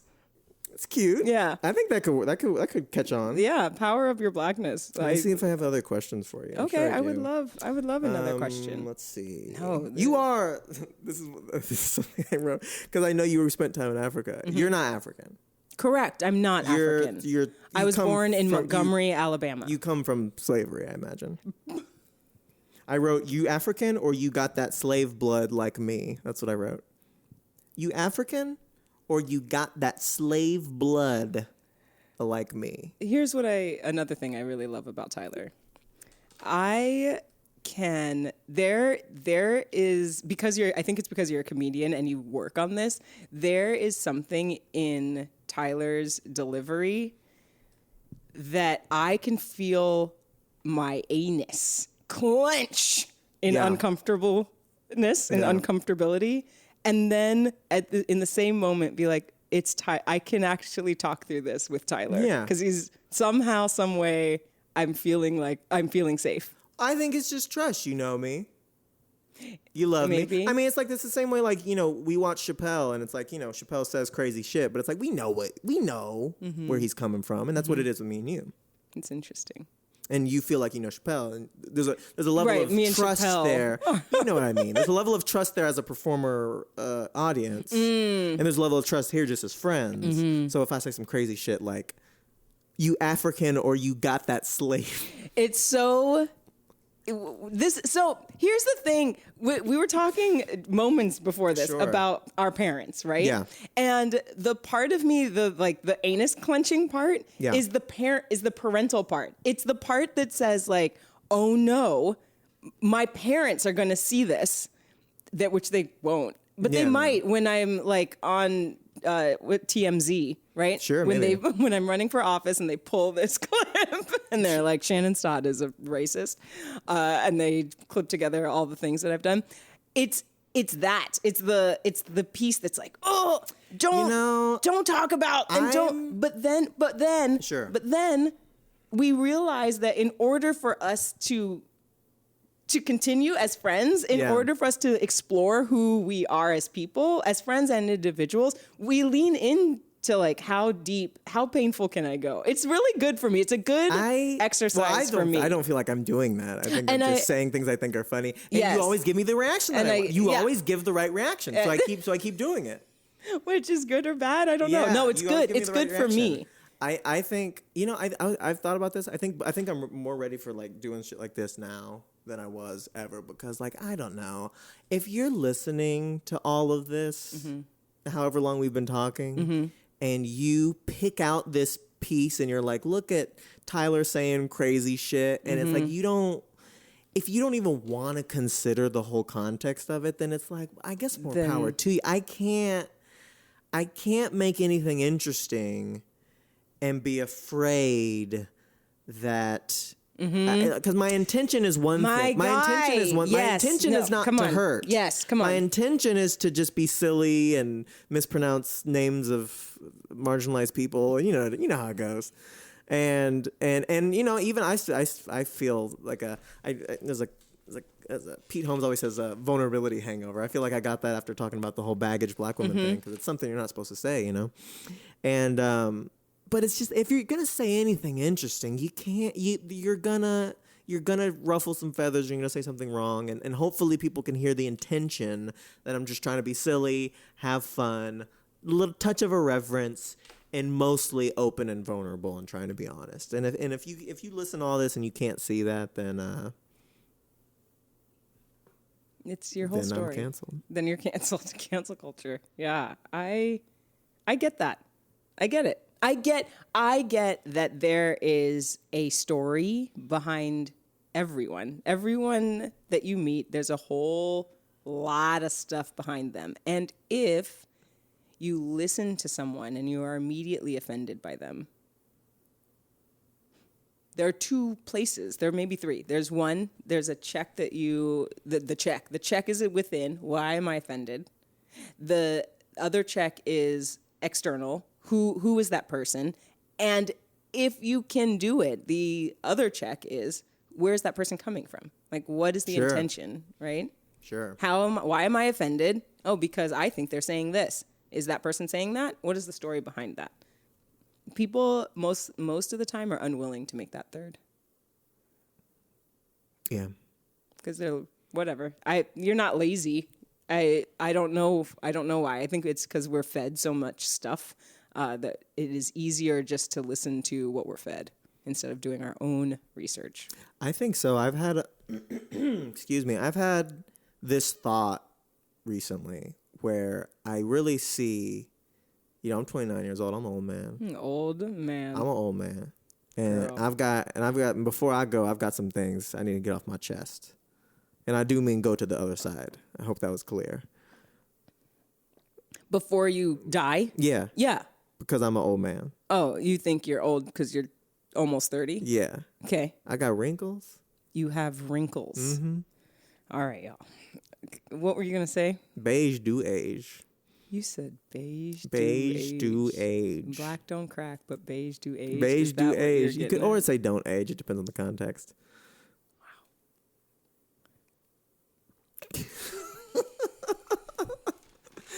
Wow. So what was I saying? It seemed like if you go on YouTube, if you go on read articles, if you did I say this on another episode? No, I said this after another episode. Okay, cool. The media. Mm-hmm. There's you. This is how the media works. There's what happens in the world. Mm-hmm. You can't possibly know everything that happens in the world. So the media goes out, acts as a medium between you and what's happening in the world. Mm-hmm. And so there's no way we could possibly know what's happening in Ukraine. So they send the reporters over there and they report back what's happening in Ukraine. Right. That's a valuable service. Although, how you go about that, there's different ways to do it that are more or less good. But nowadays it's like a comedian or anybody, even like someone like Tucker Carlson, who's a piece of shit, objectively. Even someone like him, he says some crazy shit. And then people like us who are more on the left and in the more liberal social sphere, we will read an article about what Tucker Carlson said, but we won't actually go look at what Tucker Carlson said. Mm-hmm.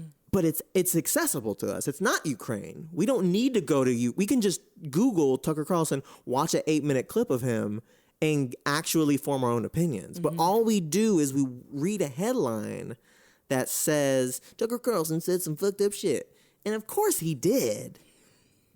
But going in there, you get so much more context and understanding about the worldview and what he has to say and where it's coming from and how he tricks people into maintaining these fucked up ideas. Because he always sprinkle in a little bit of good.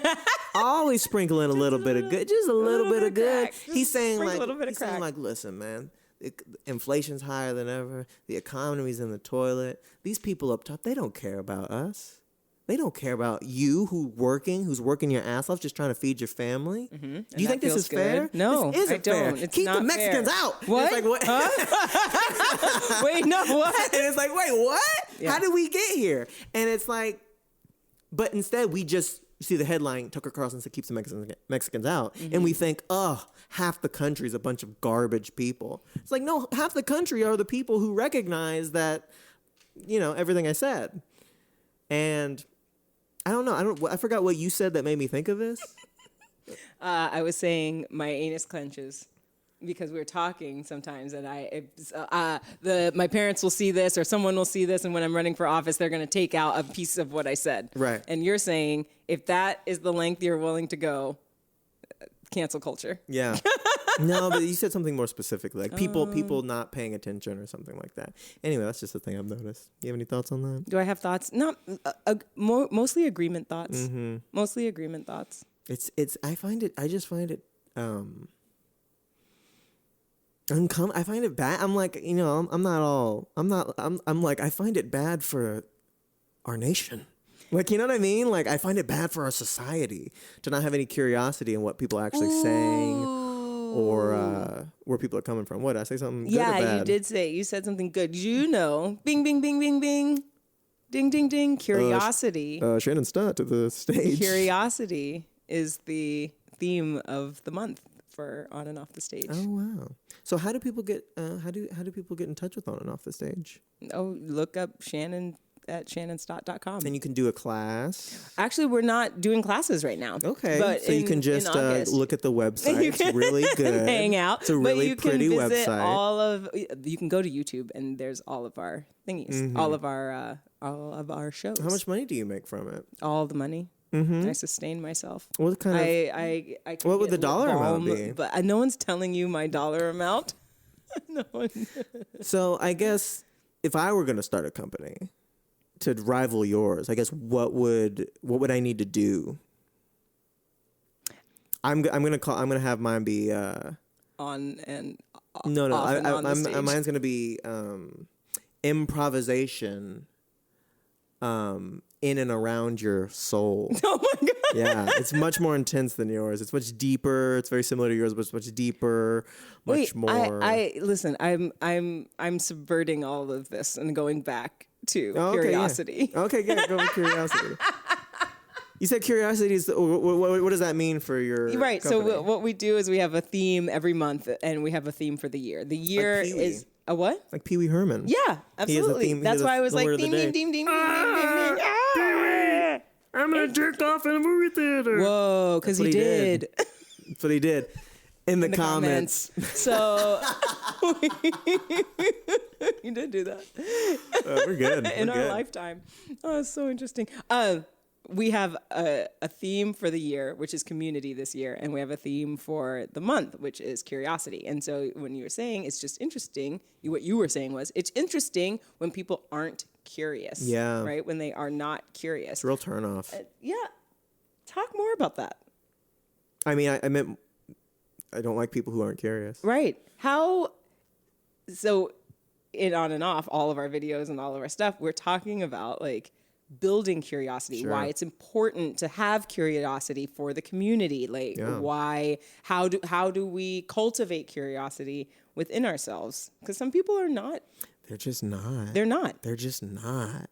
And I don't understand why. The only thing I can think is that, like, to be curious would mean to face something in yourself that you just want to keep fucking down. That's correct. So instead, I'll just take whatever should I go buy? I'll buy a purse instead of fucking going inside of myself. I'll just believe I'll believe whatever the article says because I just don't want to fucking.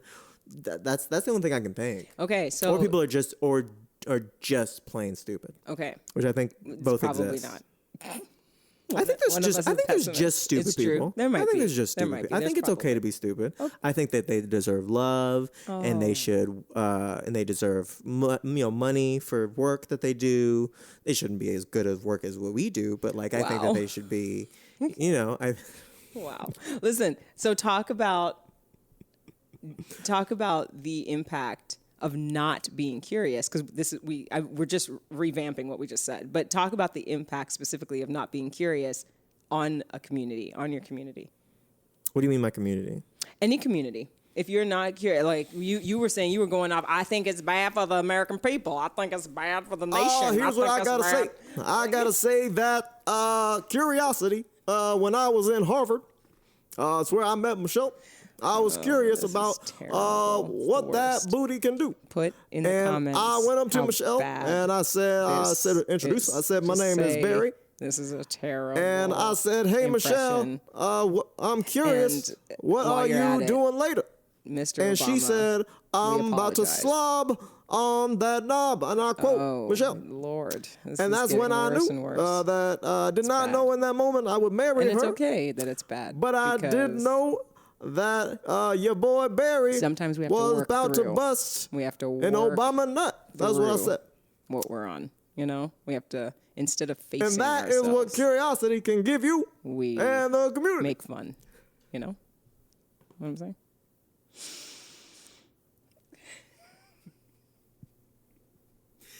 And scene. It's pretty good. It's a pretty good one. Can you ask me the question again? Sure. Just to reset. Yeah. Curiosity. Mm-hmm. Talk about the impact of not being curious on your community. Well, if on one's community. I think if you're not curious, then you are susceptible to influence from people or powers or institutions that don't have your best interests in mind. So if you just read the Washington Post and they tell you shit about the world that you could easily go find out the information yourself, I think that you are falling into, and I just use Washington Post as a random, I think I just saw something about them, so it just comes to mind. But it could be anybody. You are then now on their agenda and not on your own and what actually would be good for you. And I think from a large societal standpoint, that is part of why curiosity is important. And for a personal thing, you can't man, you know, like, so I've been doing a lot of shit recently. I've been doing this. I've been trying to do comedy. I got a girlfriend. I'm hanging out with her. She's very white, as we mentioned. And I'm doing all these different things. You came to my party. I did come to your party where that fight happened. Oh, yeah, from the beginning I of the forgot. podcast. Sorry. I'm sorry I brought it up. I need a minute. So I've been doing a lot of shit. And I've realized I haven't had enough alone time with myself. And so yesterday, and besides right now, today, and, you know, I got shit to do at some point, but it's just been be by myself. I told my girl, I was like, yo, you got to leave me alone for a bit. And what I found was like I've been in a funk, and I'll probably remain in a funk for a little bit more, but I was like getting to the bottom of what the funk is. And I was like, oh, like, because I was meditating, I was doing a little bit of journaling. I've read these books and heard these things that are kind of tools that you can use to sort of dig into yourself and try to figure out what's going on. And they work pretty consistently if you give yourself the time to do that. Mm-hmm. And I know people are busy and it's hard to have that time, but then other people just don't have those tools. And it's so valuable for me to like go inside and figure out what the fuck is going on with me, and then talk about that with friends and people in my lives and improve myself incrementally over time. And the fact that there are some people who just don't have these tools or don't have the curiosity to even do that, it's like, you know, what is it? The unobserved life is, what is it? One not worth living? Who said that? Jane Austen. No. Jane Goodall. We've been over this. It was Jane Goodall. She said, do you understand? And Caesar says, no. You know what I mean? Like, it's like, how do you go through life? Like, you're just living like a robot without any sort of understanding of what's going on inside of you. And you have to be curious. You have to want to know about yourself and about, you know, how everything's going, and to not have that is, you know, I feel like, wait, I should ask you. You're asking me all these great questions in my podcast. No, it's a good. I've been talking too much. No, it's a podcast about you. Isn't it a podcast about you and bettering yourself? Oh yeah, it is. It's true. You tell me. What do you answer the question now? What did I say that? What did I said stuff? What did that make you think of?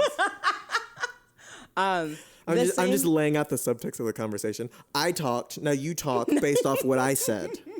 This is how talking works. Have you ever seen Love on the Spectrum? Yes. It's a great show. It is a great show. And that's exactly how they are. There was a date between two people, and they were at like a zoo. And she was like, come on, let's go look at the other animals. And he says, yes, I would like to take pictures of the ones that I like the most. This is how conversations work. Yeah. It's just saying the subtext. Yes, I would like to follow you and spend time with you today at the zoo. It's like, yeah, dude. It's great. Yeah, dude. That's what we're doing, dude. Oh, man. Love this show. This is great. Curiosity. What is interesting to me about that what you said was some people don't have the tools. What do you mean by that? You're asking me too many questions. I am? I don't mean to. No, that's not true. I mean to. You're interesting to me. I'll answer. But you have to talk some too. Okay, I will. Otherwise, I don't know if you know about improv, but it's yes and. You have to yes and back. You have to talk back. Okay. This has really shifted to the Tyler Groce podcast, which I'm kind of okay with. Yeah, you know? What was the question? You said some people don't have the tools. Yeah, I think people don't know about meditation. I mean, I think people know what meditation is, but they don't know how to do it, or they don't see the value in it, or they kind of don't believe that it could be helpful. Mm-hmm. I don't think people have. A lot of things just take a framework through which to understand stuff. You know, like I remember I was trying to be more productive there for a bit, and so I read a productivity book. And it was just to like get an understanding of what productivity is. Gotcha. And the book kind of gave me like a framework to think about it with. And I was like, oh, okay, cool. So it's not just, you know, do stuff all the time, but it's, you know, how are you using your time most effectively, blah, blah, blah. And that kind of framework kind of puts you on a path. And a lot of people are, you know, if they don't look for that sort of those tools and what are people doing, then they just go to what our culture tells you to do, which is watch TV, be entertained, drink, eat food. Then they kind of just put you in drugs, go into your vices and go into things that are surface level but make you feel pretty good. Pretty good. Yeah. Pretty good. The thing is that it's hard. It is hard sometimes to look into yourself, because depending on who you are and what your background is, like, maybe you don't want to know. How do you know you? What tools do you use to know yourself? Well, obviously improv. Yes. Right? And the things that you're talking about, like meditation. I definitely have gotten into meditation to the point now where when I don't meditate for long periods of time, and long periods of time to me is 3 to 7 days. That is, if I haven't meditated in that span, I notice myself not being able to respond in ways that are kind sometimes. Damn. Yeah, I know. What's angry Shannon like? Ooh. You've told me, you've given me glimpses. She's not fun. She sounds awesome. She sounds crazy. She's what the fuck is that? That's bitch, what the fuck? That's exactly what she sounds like, but out do you loud. Do you have another name for her, like Sasha Fierce? No, just shh. And here's the thing. So we were talking about all this stuff, I like right? The scream. Like, I'm still on the scream. Okay. So one of the things that I've realized recently, I mean, within the last week, is for the first time in years, I have not woken up with chatter in my head. I have been waking up consistently for the past month, 2 months, maybe, just waking up as in my eyes open and it's like in my head. And that is a far cry from years of the reason I'm waking up. It's not that I'm waking. Gotcha. The reason I'm waking up is because there are voices. There's just chatter in my head, and it's about work. It's about who I am. It's about my life as a wife, as a friend, as a sister, as a stepmom. All of it. It's just in my head, and it's such an interesting feeling because it's not like waking up and then thoughts happen. It's the thoughts have been in my head somewhere, just on and on and on. Baby girl. Thank you. On and on and on. And I put the mic to your face. Now I'm awake. They have woken me up. Right. I've had that. It's quite terrible. It really is. It really, because it's a terrible, because it's you're thinking about it in your sleep, so you're not getting good sleep. Right. And then you wakes you up and you're like, oh fuck, it's early, and then it keeps you awake, so you can't go back to sleep. Exactly. It's terrible. And then your man's probably next to you, like, baby, well, you awake now? And then you're like, I was thinking about your ass, motherfucker. No, that's not what happens. Usually he's asleep because he doesn't have the chatter. But who's more? Is he more type B or more type A? No, we're just balanced. It depends on what Y'all are just two perfect beings. Absolutely. Oh, lovely. Absolutely. Ooh, this room's so big. It's such a big ego, and it's a small room with your big old ego. Yeah, ooh, baby. I said that, and we're talking about your ego. Listen, my ego cute. My shit's on point. My ego cute. My cute ego has a cute ass ego. We are balanced, but that's not why we're here. We're talking about something else. What was it? Oh, the chatter. You were talking. You were asking me. How do you do it? How do I do it? I do meditate. I do journal. I journal. I meditate. I talk to my inner self. Dude, I feel like the real way to really get to know yourself, you gotta be a little gay. You know what I mean? You gotta do some gay shit sometimes. You see, and now we're back to that conversation about who Tyler is. What are you talking about? You know what I mean? No. Like, talk to your. It's so lame. No, it's not. It's just so lame. It is not. Do not tell if you these say it people out that. loud, if you're like, I was talking to my younger self inside of me, it's like, that's fucking lame. No, but you gotta do it. It's not, because this is the I'm thing. saying you gotta do it. You do have to do it, and it's not lame. That's the thing. See, that's the thing. That's why people keep that shit inside, because like society tells us that it's lame, but it's not. This is the thing. This is the thing. Sure. This is it. If you can, through improv, on and off the stage, if you can actually connect with yourself, and not be afraid of what other people are saying that looks like, that's first of all, stop saying things are gay. Stop it. Stop it, guys. Tyler Groce. Guys. Second of all, I don't know. I don't know why it's coming back in my vocab. Saying things are gay. No, don't say that. I know it's don't not good, but it just happens. No, listen. It feels childish and absolutely not. It's terrible. Juvenile. It's just in pure a silly terrible. way. It's terrible. I agree. That's so black. What'd you say to me? Oh, now this is the crazy Shannon that you wanted to hear. What did you goddamn talk about right now? Yo, I got neighbors.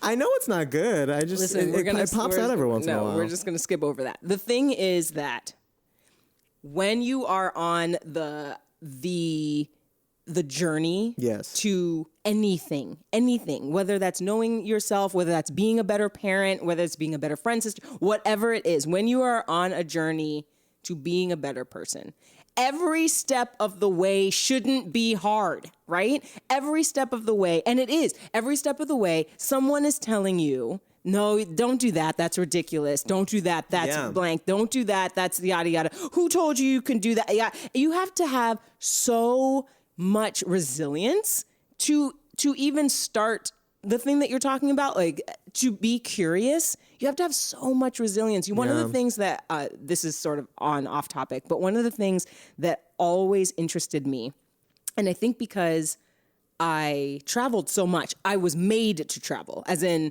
I didn't have a choice, right? So I traveled so much, and one of the things that always interested me about people was when they made the choice, when they grew up in a place like, oh, I'm from fill in the blank. I grew up there for 20 years, and then I thought to myself, there must be something more out there. So I moved. That always, to this day, even though I understand it, it always is fascinating to me, because it takes an amount of curiosity, right? Of introspection, where there is none. Because so many people are going to say to you, no, like, you don't have to, why do you have to go there? You don't have to leave. You don't have to da-da-da. You don't have to do that. And you already know that's happening to me now. I know. Got so many people telling me I don't need to move. I know. So, and because I want to go to New York to keep doing comedy, doing this and that, more opportunities and whatnot. And just being out there, I went and visited in November. And just being out there, it was something that was intangible that drew me to it. Yeah. It was the energy, the vibe, the tight but tall city, the energy. It's the center of culture. It all starts here, and then it booms out to the rest of the fucking country. Yeah. And I was there, and then I come back to people, and I'm like, yeah, it's like, it's not just the fucking lights and the glory, and you could really, it's something else. There's a I gotta go. I feel like I will grow better and more there than I will here. And people are like, yeah, but you can make it here and there. And it's like, number one, no, you can't. And then number two, that's not the point. That's not the point. It's not the point. There is an intangible sense, like there is a energy that you have that makes it so that you can cut through that negative block that other people are giving you. For other people, they don't have that. Yeah. They don't have it, and there's nowhere to practice it. So they're looking for these interesting things. Do you need to be more powerful? You need to buy Sean John or whatever it is. Mike, this has almost nothing to do with anything. The other day I saw a commercial for a scent, And it was that guy who played, what did he play? Darth Vader. The newer version with Kylo Ren and That's not Adam Driver, is it? It's Adam Driver. Yeah, the kind of ugly hot one. yes. So He's both. sorry. Yes. Are you team ugly or team hot? Oh, it Comments. depends in the I bet comments. you No, I missed had it. I didn't have it that time because I don't know what team I'm on. I was thinking. But so the commercial is just him racing a horse on the beach, racing a horse. So they're just funny. He's a they're horse of a running. man. So they're just big. running, and then the horse jumps into the water, and he jumps into the water, and they're both swimming now. And he says, blah, blah, blah, blah, "A fragrance for men, the new fragrance by blah blah blah." And I'm like, what? In the hell? This is my point. If you spray that on you, you'll be like a horse. Yeah. You'll be as powerful as a horse. Someone out there is watching that, and they're somehow influenced. Be a horse. Yeah, it makes me.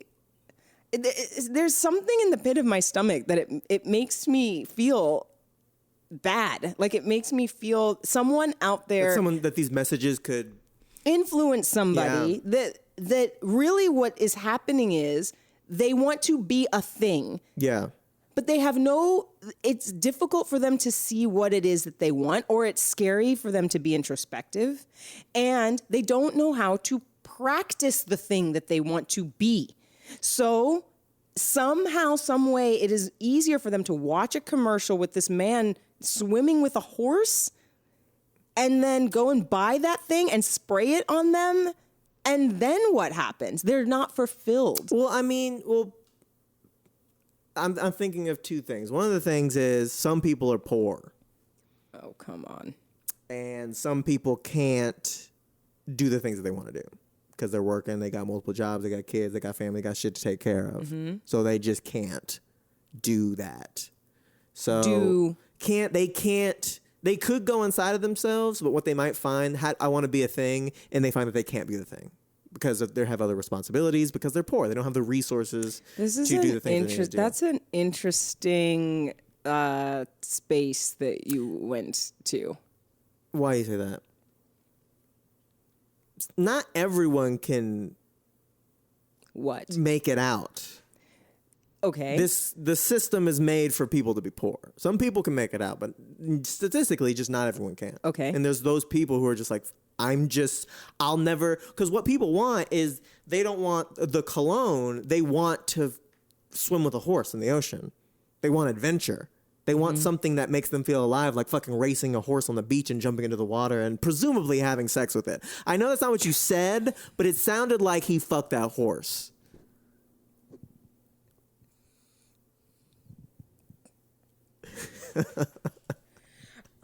That's what we want. That's what we want as people, is to fuck a horse in the beach. Me. Metaphorically, of course. What we want is adventure. What I love is like I could just walk out, but I'm here for it. Let's go. But what we want some people can't have adventure because they actually have lives and responsibilities and don't have the means to be able to go on those adventures. Okay. Some people don't have the tools to mind themselves for what they actually want to do, and and like you're saying, some people don't have the wherewithal to look inside themselves and try to figure that shit out. Mm-hmm. So what do they do? That's when they buy the cologne. Because our culture gives you solutions to... The humans have had the same problems forever, and culture gives you solutions to these problems. But our capitalist culture gives you solutions that help keep the machine running. And isn't it funny? Like, isn't it funny that there's always something to buy that can help you? You know what I mean? The best shit, we were just talking about meditation, journaling. Right. And there's some podcaster that I listen to. He talks about there's some wristwatch that you can wear and it vibrates and it stimulates your nervous system. And I'm sure that it has scientific merit. Sure. But isn't it so convenient you can buy it? Yeah.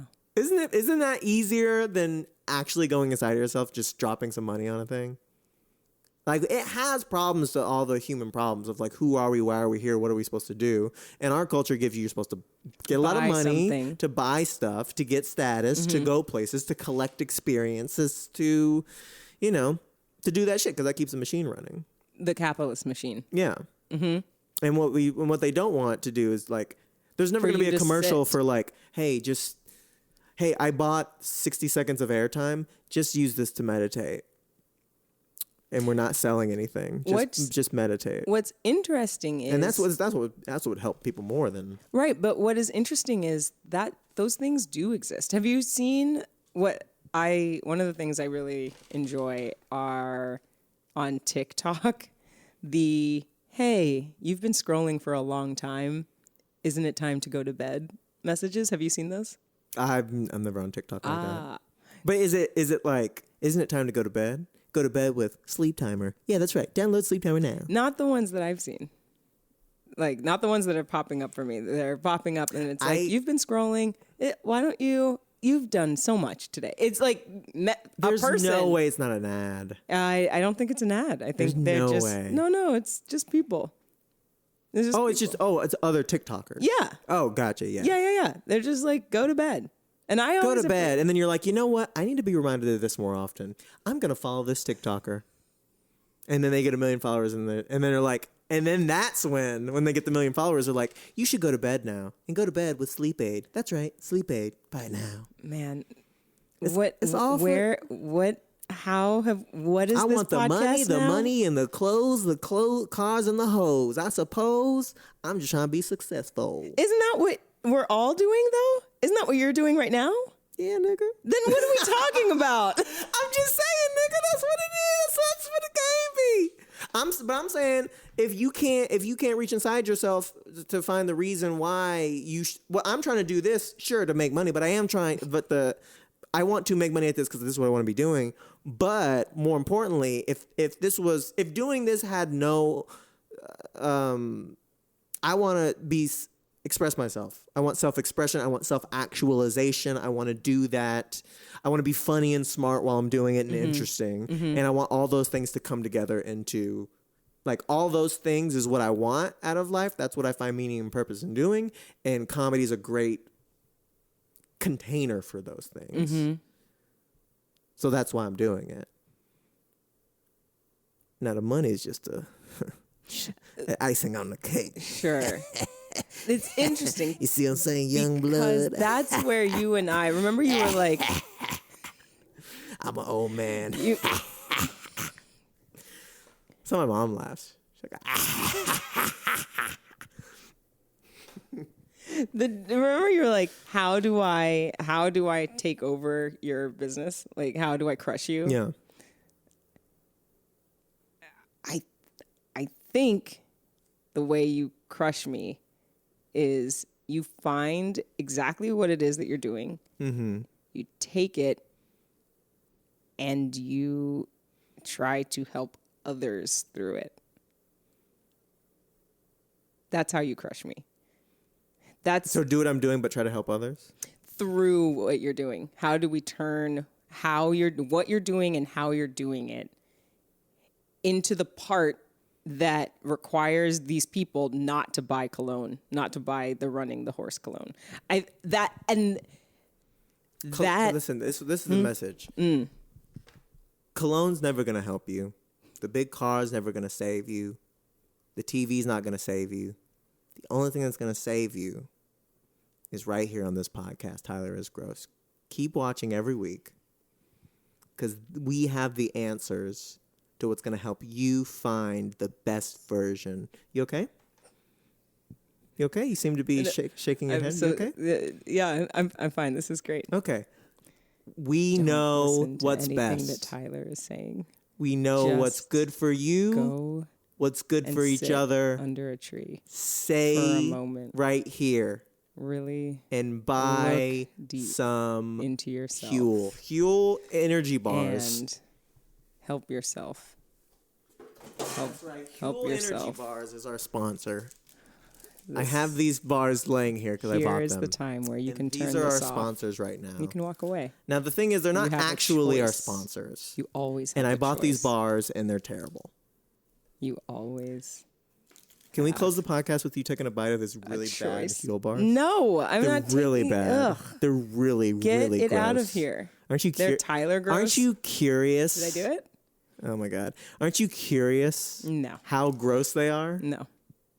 I'm not. Because they're really bad. I'm not interested in putting things in my body. Well, just taste it and spit it out. No, that's what he said. Don't. What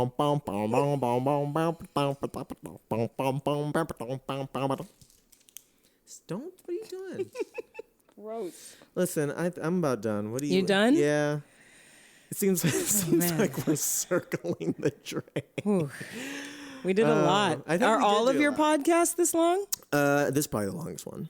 How long have we been sitting here? 2 I don't know. hours? Maybe close to 2. Most they've been like an hour and a half, so mostly. All right. You got it? Yeah. Did you get it? Really? Did you is ask what me something that I didn't answer and just went on a bit? I think most. Or is everything kind of tied up in a bow? Okay. No, there's no bow. No bow? There hasn't been a bow. No There's bows. no bow. Well, yeah. No blades. No bows. It's a blade. Leave your weapons here. Oh, blade. Oh, I see what you did. Well, I love you. I love you too, Tyler. I do. I'm glad you're my little sister. I'm glad you're my little brother. And, let's just keep being little brother, little sister. Yeah, we will. Let's keep trying to grow and will. grow your business. Yes. Improv on and off the stage. Mm-hmm. Tyler is gross. That's what we're doing here. Mm-hmm. And we'll see you on and off the stage. And if you liked anything, you heard in the podcast, leave it in the comments. Okay, thanks so much, y'all. Bye.